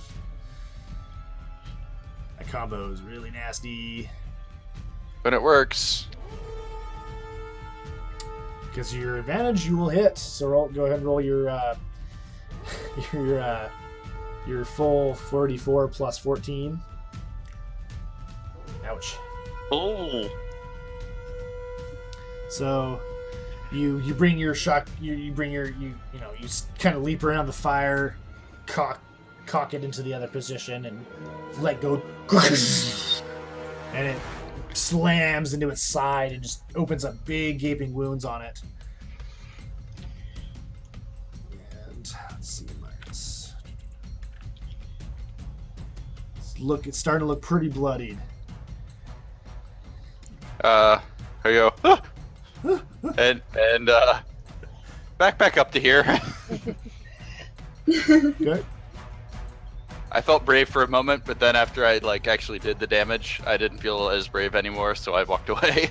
As it kind of takes this huge shot and then kind of not really shrugging it off, but doesn't seem to affect as much as you thought it would. For as devastating as the blows, you one shot at something else earlier. He just kind of Mm-hmm. Just more angry. Yeah. We're angry. Toral, you're up. Okay, question for you. Okay. Is using Second Wind a bonus action, or is it an action, or how is I that? believe it's a bonus action, and you should have it back because of the rest. Yeah, the short or long rest gives it to me. If I would it matter if I used it outside of battle? I would say you used it right before the rest. Okay. Okay, so I should have it back then. You should have it back. Okay, I want to do Second Wind then, so 1d10 plus 3. I'm just making sure here. That's what it says in the book Bonus I've got action. Yeah, open. bonus action. Yeah. Sweet! So you get Awesome. 13 health back, which looks like you need it. Okay, now I'd like to swing at the bitch. He's pissing me off now. Yes!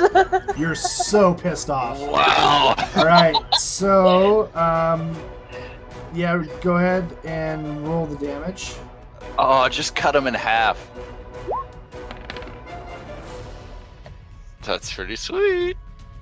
Yeah, we'll just go with that.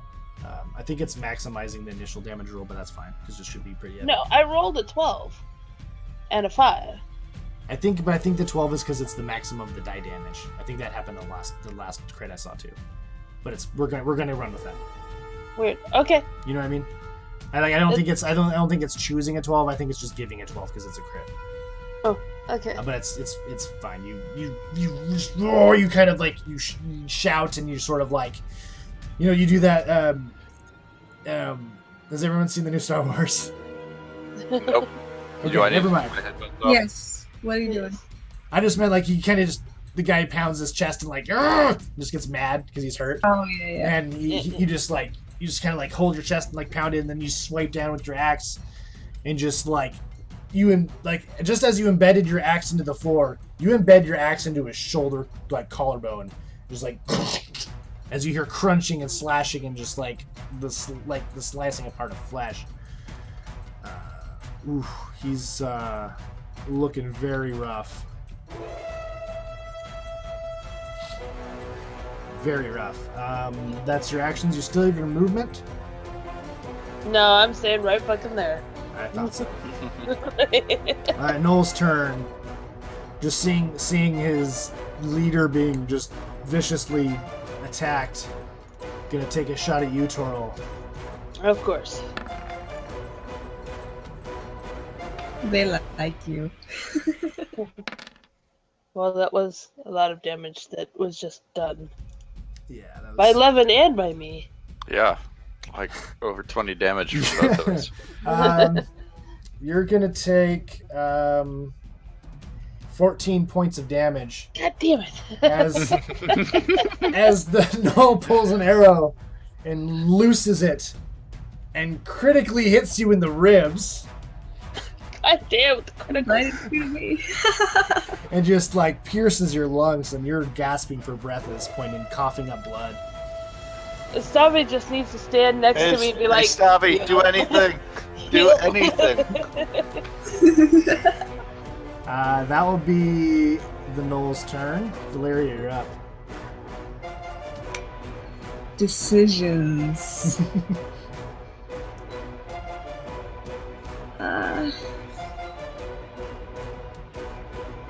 I'll still attack the same guy down there. Okay. Alright. Whew. That'll hit. Alright. Alright, so you pull another arrow into your short bow, take a quick shot, and able to graze his arm a bit, doing some mild damage, not terribly, but he's bleeding pretty good. Still have your bonus and your movement. I like it here. It's safer. Okay. Stavia's up. Seeing just Toril just getting like arrows and just cleaving all apart, he's starting to freak out a bit, and he's going to let's see. I gotta double check this ability. Something he hasn't used yet. All right, so what's your hit points total? Total 40. 40. What's your current? 11. Okay. That's less than 40. It's quite a bit less than 40. And I He's- used my second wind. Yeah. So, Stavi, he channels a bit, and he raises his hammer into the air, and his warhammer starts glowing with holy energy, and then a big holy pulse shoots out boom, and the light hits specifically you, Toril, and you heal 15 points of health as Stabi channels divinity into preserving you. And then 15. And then as his bonus action, he says a prayer in Dwarvish, which you understand, to Morden, and he's like, Morden, give her more life so she can fell our foes. And you're gonna heal an additional.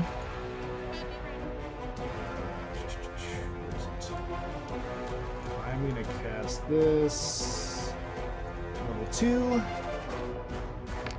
You take an additional 10 healing points. Woo! Hug him after this battle. I like you, man. So with that, alright, update that stuff. That'll be his turn. And Big Null is up. And Who is he mad at this round? he just he's frustrated, can't figure out why you're not going down, as he's slashing and stabbing at you. As every time he slashes and rips you open, this holy energy appears on your body and stitches your wounds back together, and just the bleeding stops, and he's he just infuriates him, but he doesn't know what to do, so he essentially is going to give up, and he's going to make an attack at Chunk.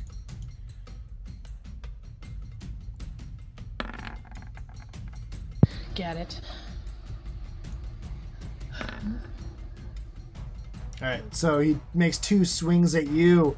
First one missing wide, catching itself sort of off the end of your hammer, and then bringing the other end around and stabbing it through your shoulder blade. And you're going to take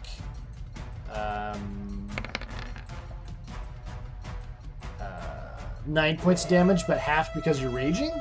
So you'll take 5. Me a flesh wound. And he's like, you stab it in, he stabs it in you, and you don't even like, you're kind of like making eye contact with him, and you don't even like flinch, like you don't even react to like the wound caused on you because you're so angry. Like, Smile. yeah, give me another one. Just like, yeah, you got this like smirk on your face. And Chunk, you're up. I'm going to laugh and run up next to him and do. You run 5 feet. Yes, I run. I rage. You take I a rage really step. fast step. Just You rage step. jog. Oh god. Small victories. +5. All right, that's gonna be a hit. Sweet. Wait, Ah. wouldn't he have advantage against me since I'm reckless? It would have, and I forgot, but since I forgot, I will let it go. Okay. Alright. Martha, don't let me down. Roll damage. Yes. Plus 2? 11 smash damage. All right, so you swing, you hit him for 11 damage, smashing in and down into his chest and shoulder, and just more bones crunching and ribs cracking, and just screams in pain. And spits blood on the ground. He's still facing you guys, but he's like, you can see him, like, you can see the light sort of starting to fade from his eyes, and like he's just barely holding on. Chunk is done now. 11. Okay. Levin is going to run up to this square here, turn really hard, and at the same time slide down onto his side. So he's like sliding across, still with his gun, and take a close shot just up, just going to try to blow the top of his head off. I want you to make an acrobatics check first.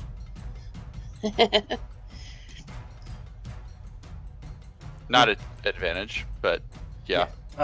That's good. You kind of run up and then just sliding across the ground, just skirting just the bare edge of the fire, and you kind of do it. You slide and you bring the gun to bear.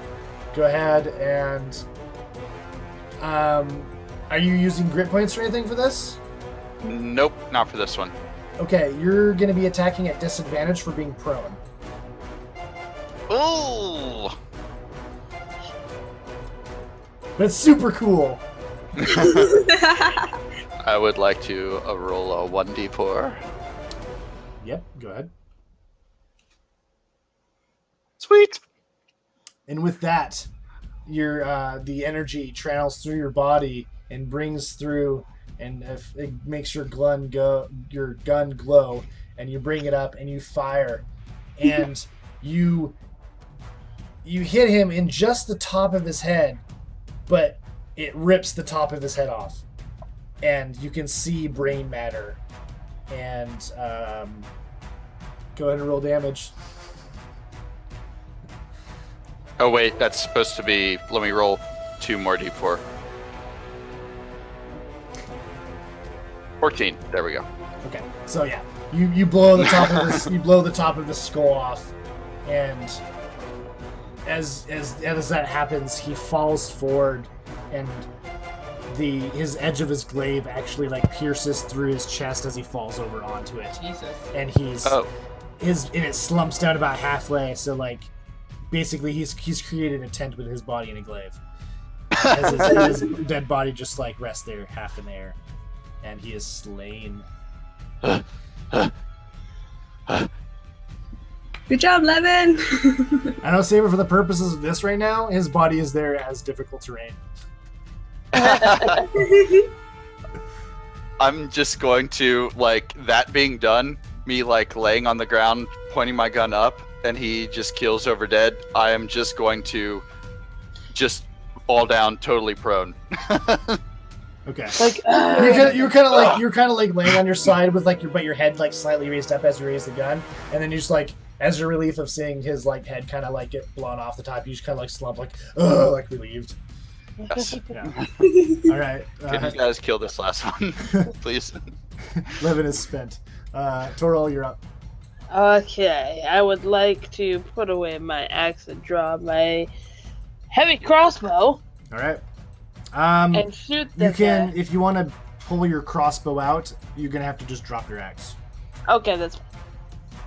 Okay. I don't think I'm gonna run off without it. Yeah. Okay, and then I would like. You only get one free object interaction, basically. So just keeping us honest. No, it's fine. How dare you keep us on? And now your axe is laying on the ground. Crossbow God, shot. damn Oh, it. almost a Am 20. Am I blessed? Was I not? I part think of it that? was. I think you had already ran far forward, and it was Chunk, Valeria, and. Right. Okay. Well, then I would like to do a precision shot then. Go ahead. Because that And does work on ranged attacks. Because battle masters are awesome. Roll extra d8. A D8, right? Yeah, that sounds like quite a useful ability to have. Yeah, you just basically it's like bardic inspiration, but it's in your personal pool. Yes. And that'll hit. Go ahead and roll damage. Kill it.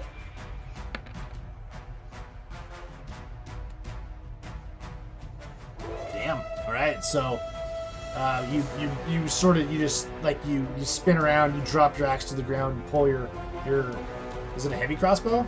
Uh huh. Nice. You just pull up your heavy crossbow off your back, and you already sort of like had it half loaded, so you just notch it in that final position, bring it up, fire it at him, and the bolt actually goes through its neck, but then comes out the other side and embeds itself in the wall as the knoll slumps to its left side and like crumples on the ground.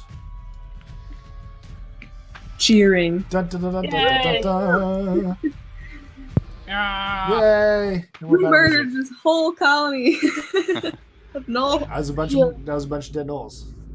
Levin is not cheering, and he is just like muttering to himself and like checking his pulse. These goddamn people. Quick check, guys. It's 9:12 Pacific. How are we on time? I should probably be wrapping it up Okay. soonish, but not super urgent. Yeah, Yeah. Same. that's fine. So, all right. So, Stavi looks at the rest of you and is like, he kind of like pats Toro on the shoulders, like, "Oh, that was a close one. We almost lost you." Thank you for taking care of me like that. Well, it's what I'm here for. It's about all I'm good for, actually. As he says that he is going to quickly, sort of, not super quickly, but it takes a couple minutes. But as you guys are sort of wrapping the fight up, he will cast this, and everybody heals 11 points of health. Oh, Whoa, that is nice. more than enough. Oh yeah. I was expecting to be almost dead. Whoops, that's more than I'm capable of having. What did you Doesn't do? increase your maximum health, but it should be pretty good. I like how it went outside to help her. That's so weird. Wait, it does? It does? Yeah, it looked like it did. That's funny. Yeah, look. Wow. I have more help than I need. That's so great. Wait, So- is that axe on the ground from the dude? No, that's fine. That's okay, ours. I'm gonna pick my axe back And up. I'm Stabby gonna get that. actually kind of walks up to the impaled knoll and just kind of kicks him over, and just kicks him to the side. Could I check for loot? Yeah, you want to check. Basically, you'll find his glaive is just basically a sort of normal martial glaive. It's like a 1d10 glaive, but it does look exceptionally sharp. So if you want to pick it up, you can mark it down as like glaive +1 damage. Okay. It's not magical, just well crafted. Just nice. Just well crafted, yeah. Normally in other systems, I would call it like master crafted. Got it. Yeah, masterwork or whatever. Yeah. And then you find assortment of like basic spears and shields and longbow and arrows strewn around the room. Nothing special. Got it.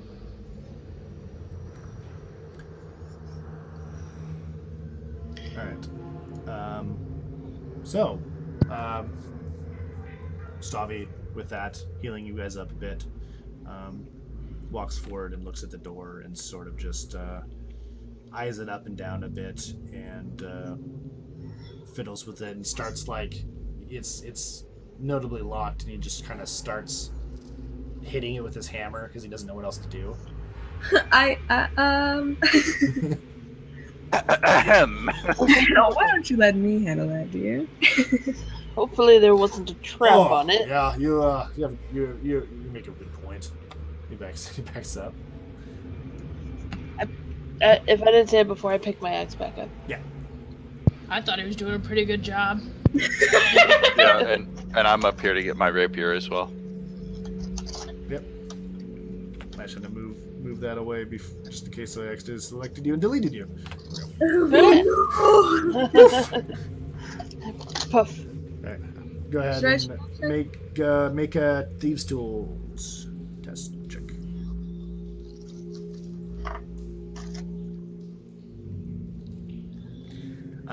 You reach forward and you got your picks out and you're fiddling with it and you're working for a while, but you're quite not able to figure out this lock. It's kind of besting you and it's making you very frustrated.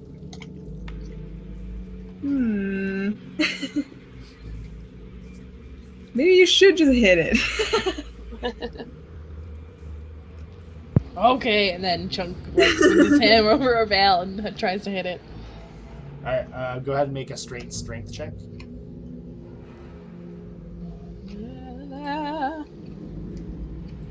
Come on. Woohoo! Nice. Okay. The dorks. Really? A chest is what I destroy? You kind of eye the door and you look it up and down and you kind of Okay. you're like really? And you set your maul down and you manage to find sort of looks like a weak hinge on the bottom, like the door on the edge Can of the I door. drop kick it? And you just fucking kick it, and it flies through. And so the door. I'm gonna see if I can change the layer here. Money, please. I put the door. Actually, the door is part of the map, so I can't delete that one. Let's just say that's the part of the door. That's part of the door. And then as you kick the door, it flies through and hits the end of the hallway, which I'm gonna visibly make it. Yes. This is junk. And as you can see, there's a little something. What the? There is still something. Chunk just runs in. Okay. Oh, I don't know. That's what. There you go. I'll follow him. Make a perception check. Me too, because they ran up there too. Yeah. I did not. Woo. Toril, you notice Is that a dead dog? that was a dead creature. Toril, you notice there is, especially you both notice that there's a dead creature on the ground, but Toril, you're able to see and sort of stop Chunk as there looks like there's two horizontal slits on either side of this hallway in the walls. Ooh, wait. What? What? I think this is a trap. What is it? It's a trap. It's a trap! It's a trap! It's reasonable to assume that you think it's a trap. I would say... Is there a trap up there? Valeria, you want to...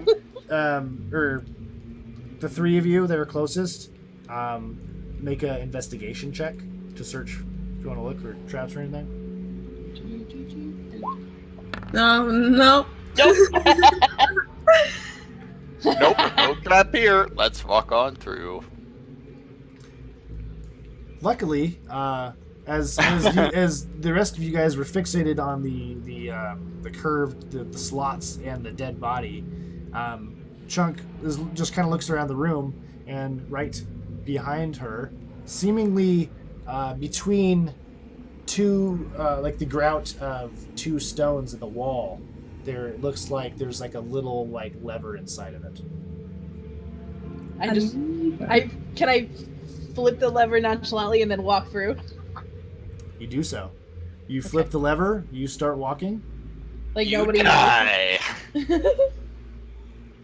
Nope. Oh, sweet. You don't die. Nothing happens. What is this dead thing? It's like a Yeah, dead. can I check it out? It's a dead doll. Oh. Okay. Killed by their own traps. Is it their traps? Not It's a necessarily their dead traps. trap. Yeah. All right. So Val, get up here. I don't know Okay. why I became like 50 smoker. what you think you're doing, dear? Oh god. Let me zoom this out a little bit. Right. What is this? So those are two double doors. Ooh. You check the traps again? If you'd like to. Go ahead and make Do I gotta investi- kick this one down too? Investigation.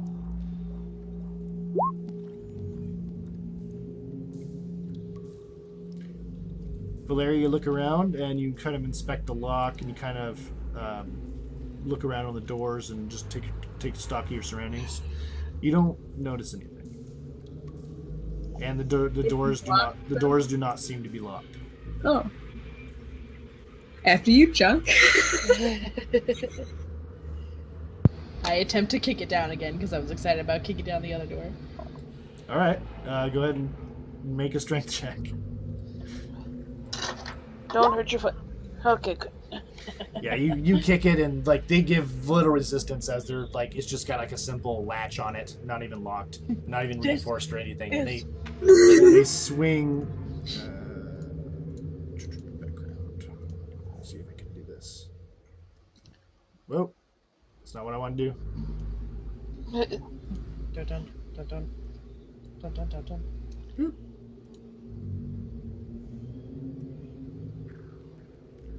That'll represent open doors. And then you'll see inside. Just money, immediately. money. The darkness. The darkness. Someone cast magic missile.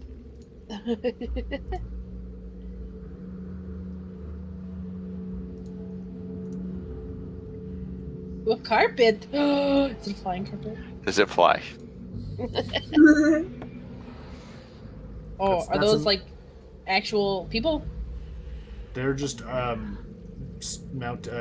statues, or not statues, but like suits of armor on racks. I have. Stop, talking please. about? Move, Oh, okay. We went too far. We went too far. No, wait, we didn't go that far. We did do it. Both Chunk and Levin, I want you to make either acrobatics or athletics checks As they're entering? as they ran across the carpet. Oh, shit. And I'll reveal the rest of this room. This Alright. carpet definitely takes off and flies. Yes. Nope, so Where we fall into a pit of our demise. like you guys both run across the carpet for no reason, and I was gonna poke her. Chunk makes it to where she is, but then as Levin's following behind you, To be fair, what I was gonna say is, oh, I've seen rugs like this in wizarding school. I think this one flies, and I just jump you on go, it. you stand on the middle of it, and it collapses into a sunken pit. Can I try to dive forward and grab him? Make an initiative check.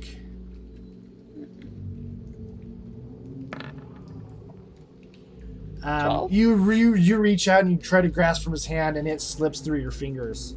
Ah, damn it. As Val waves goodbye. oops.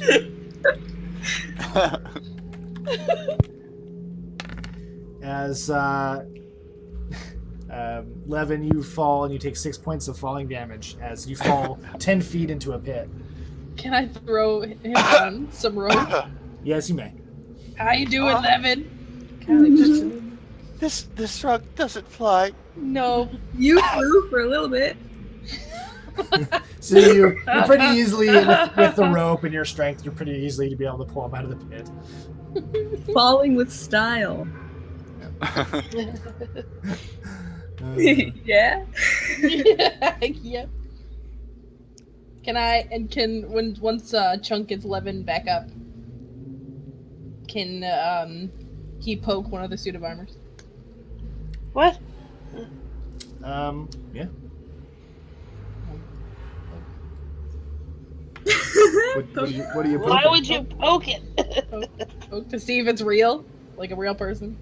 Are you poking the one in front of you? Yeah. Nothing happens. I would like to check all these doors for traps. Okay, go ahead. I like how there was a specification of, are you poking the one in front of you? That one's fine. Poking all of them. Do you poke all of them? Poke. Yes, I poke all of them. Okay. As you poke each of them in sequence. The one in front of, nothing happens. The one next to it, nothing happens. As you make your way to the bottom one, you poke it. It suddenly shudders and starts coming to life and turns to face you. Pulls its sword into a two-handed grip and goes and then raises its sword going to strike you through arcane energy, and then the armor just falls apart and just collapses on itself. Whoa! Did you guys see that magic trick? What did you do? I don't know. I poked it. Why? Go! You got one more. Go get it. Okay. So you go and you kind of you do this you do the same thing. You do the same thing to that one. It starts doing the same thing defensively. It pulls out its sword again, goes to bring down its sword, and it also crumples to pieces on the ground. I wonder if it's any good. I just start fuddling with pieces. What you can find is all four of them are sets of I believe half plate armor, and with just a long sword that they were holding between their hands, kind of vertically, before they all crash to the ground, and it's just spilled to pieces for those two. And Valyria, did you want to roll investigation? Yeah. Should I just do it 3 times? Just once. It's fine.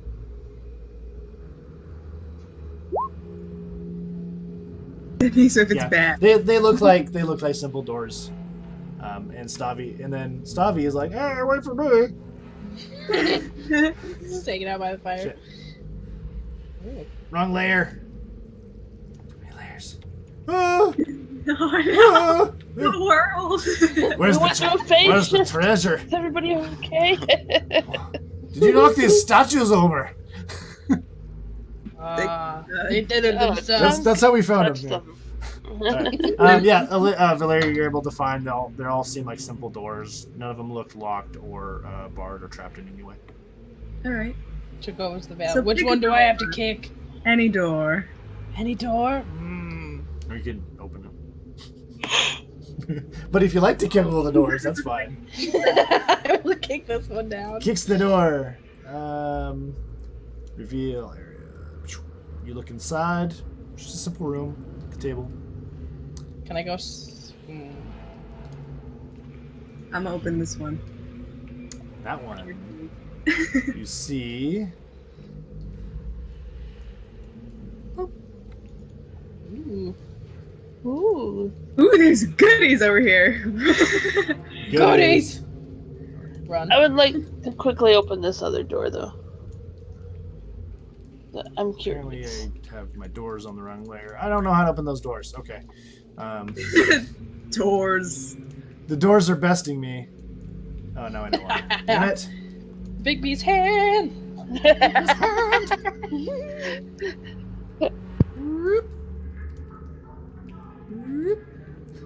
Alright, so then you open... Wait, someone open the bottom one? Yes. just another simple room. Looks like some Oh. beds. Can I look for any sorts of trinkets or goodies or valuables? There's some down there. There's you don't really notice a whole lot. There's like a spent candle on the little table. There's some old tattered robes and such on the shelving. But other than that, it looks pretty cleared out and dusty and not like it hasn't been in use for a long time. I'm gonna No, like nervously. personal effects or anything. What's that? 11? No, sorry. Ash was still talking about her room. Oh, sorry. No, I was just saying there's no like personal effects or anything like that. To Not really. It identify looks like it who was is. kind of hastily things were collected and abandoned. Okay. I'm gonna nervously poke these barrels, and if they don't explode, I'm going to lift the top off. Yeah, nothing that much happens as the barrels in the cavern. You find that they look like they used to store food at one time. There's a little bit of like maggoty kind of stuff in the bottom of one of them, and like just like some discarded like old rotten grain and such. Ew. This is a chest. Yeah, and then you guys find up here, same sort of things. You find basically what looks like want you guys to make investigation check.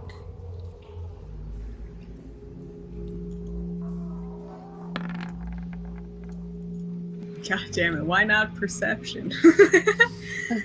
Because you're kind of looking around specifically.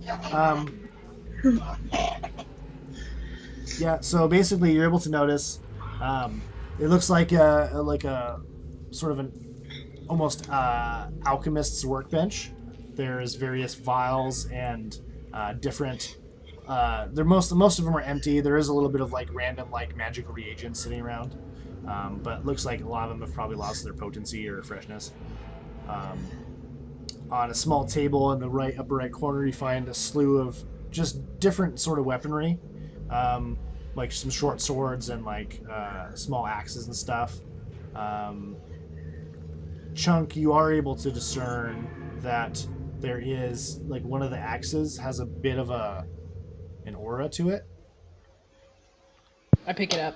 And my axe. And my ox. So yeah, it has a little bit of a like sort of, and you sense that it seems a bit unnatural, or peculiar in a way. Yes, study So check. you're So not, is it just glowing? it has like a very faint, like powerful essence. I pick it up and I turn. I'm like, hey, this one glows.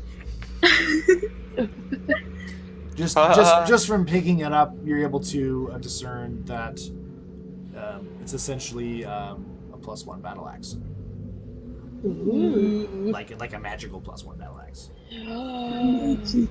Fancy. And let me see this as well.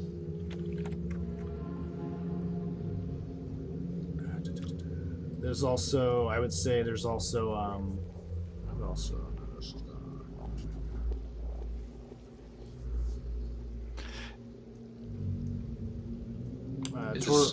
Go ahead. Is this the alchemist workbench here? Mm-hmm. Yep. Okay.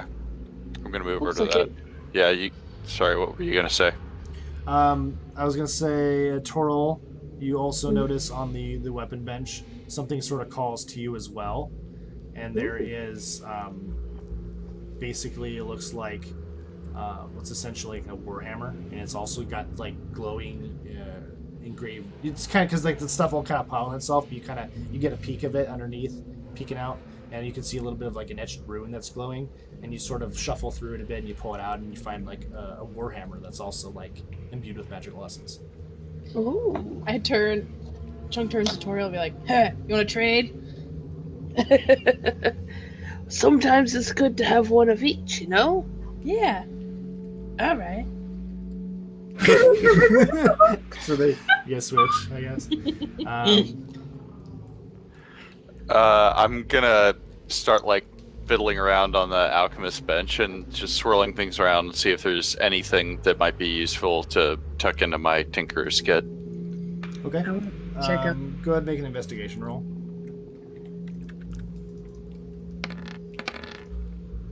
don't you have a warhammer? I have a maul. I don't have a warhammer. Well, a maul is bludgeoning.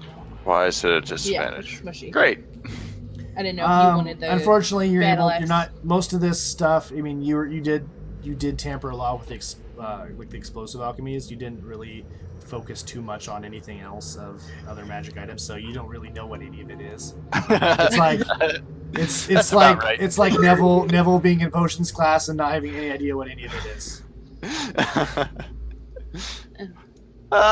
You can have Stabby take a look Oh, all right. at the potion-y stuff. He looks through and I'll have him roll an Arcana. I really want him to just find something that I totally missed. He might. Yeah, so he's somewhat familiar with magical goods. He looks around and he shuffles around and he finds he kind of sorting through and he finds let's see. Don't bother. None of these things explode. Are you sure about that, lad? And he reaches forward. He finds basically it looks like a curved sort of horn, and he picks it up and inspects it a bit, and turns it over in his hands and sort of shoves hands it holds it out in your direction. He's like, "Well, that's what you think. You could try this though," and he explains to you that the horn, when ground down, can be a catalyst as like an oxidizer for explosives. I don't know what Levin would think about that. Thanks. You're welcome. Other than that, he doesn't find too much. There's he looks around and he it's different jars. He spies a couple things, just mundane objects, picks them up, looks in, puts them down. Nothing else that he can really find. Turns around, kind of looks at these shelves as well, and still not too much. Anyone want to look at anything particular? Yes. This chest. All right. So you open the chest. It's not locked? Or trapped? Now it is. Boom. Oh, fuck. Yeah, it's just. I mean, I think a lot of the previous defenses were pretty minor. Not too much guarding it at this point, especially with a lot of the magics. You can tell that this place has been long abandoned. Yeah. And everyone make a quick intelligence test. Check and test. Intelligent chest. I like intelligent chests. Okay.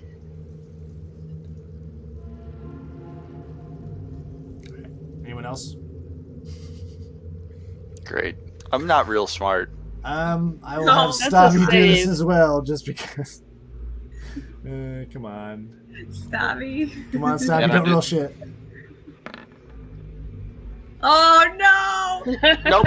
Nothing in this chest. No, I mean this is just a general check for the place, but so I'll say Toril might kind of know. A lot of the basically as Stavi had explained that this was possibly a hideout for an animancer. A lot of some of those magics, when being toyed with, they probably wouldn't have been completely permanent. So you get the idea that those individual armored statues in that main room, as they tried to come to life to attack you in defense of this place, but the magic failed them. Like in more recent times, they might have been inadequate defenders, but since it's been so long, there was not enough left to actually fight you guys. And any other arcane magic that could have been in place as protection. And you guys found the nice little pit trap. So Jumped in it with both feet. So yeah, Valeria, she pops open the chest, seemingly no problem. Just kind of you didn't even think about it. You just flip it open, nothing happens. You guys are able to find what amounts to. I would say 570 gold total. Ooh. So if we want to split that, that would be 114. Is it? Okay. Including Stavi? Yes. I assumed that we were going to pay him, yeah. Okay. Kill him. He sees that. He sees you guys kind of like starting to pocket the gold, and he's like, "You better make sure I get a hand of that." And you guys started like pocket the gold in your packs and stuff. And at the bottom of the chest, 114? what's that? 114. Yeah. At the bottom of the chest, you find there is a gleaming, glowing magical dagger. And also there is a couple of vials of strange liquid. Valeria grabs the dagger and leaves everything else there. Well, except the gold. Is that a strange liquid? Yes. I would like to do investigation on the strange liquid. Make an Arcana check. Oh, well, that's not what I'm good at. You look at it and you look it over, and it's eerily. It looks like it gives off an essence and an aura that seems, because you've worked with magical chemical supplies in the past. You get the sense that it might be similar to things you've used to create your that explosive powder. I don't shake it. I turn around and hold it up to Stavi like, Huh? Will this explode? Who's a good boy? No. He'll see if he recognizes it. He has about the same idea as you. Who wants to? I don't know. I don't have points in Arcana, but oh, I don't either. I would say since you don't have proficiency with it, you would have. Go ahead and roll, and we'll see if you get like super. Natural 20. God damn it. No, it's Oh. nothing you've ever seen. Stavi communicates to Levin that it's because you kind of ask, I'm like, yeah, it seems kind of up your alley. Don't shake it, you never know. But that's what you're able to find so far. Yeah. How many vials was that? 2. Okay. And as a note, I would say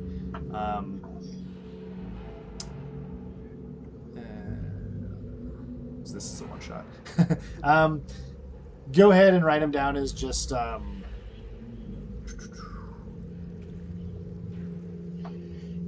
arcane catalyst. 2 vials of arcane catalyst. Which may be. I had it written down as possibly explosive liquid ?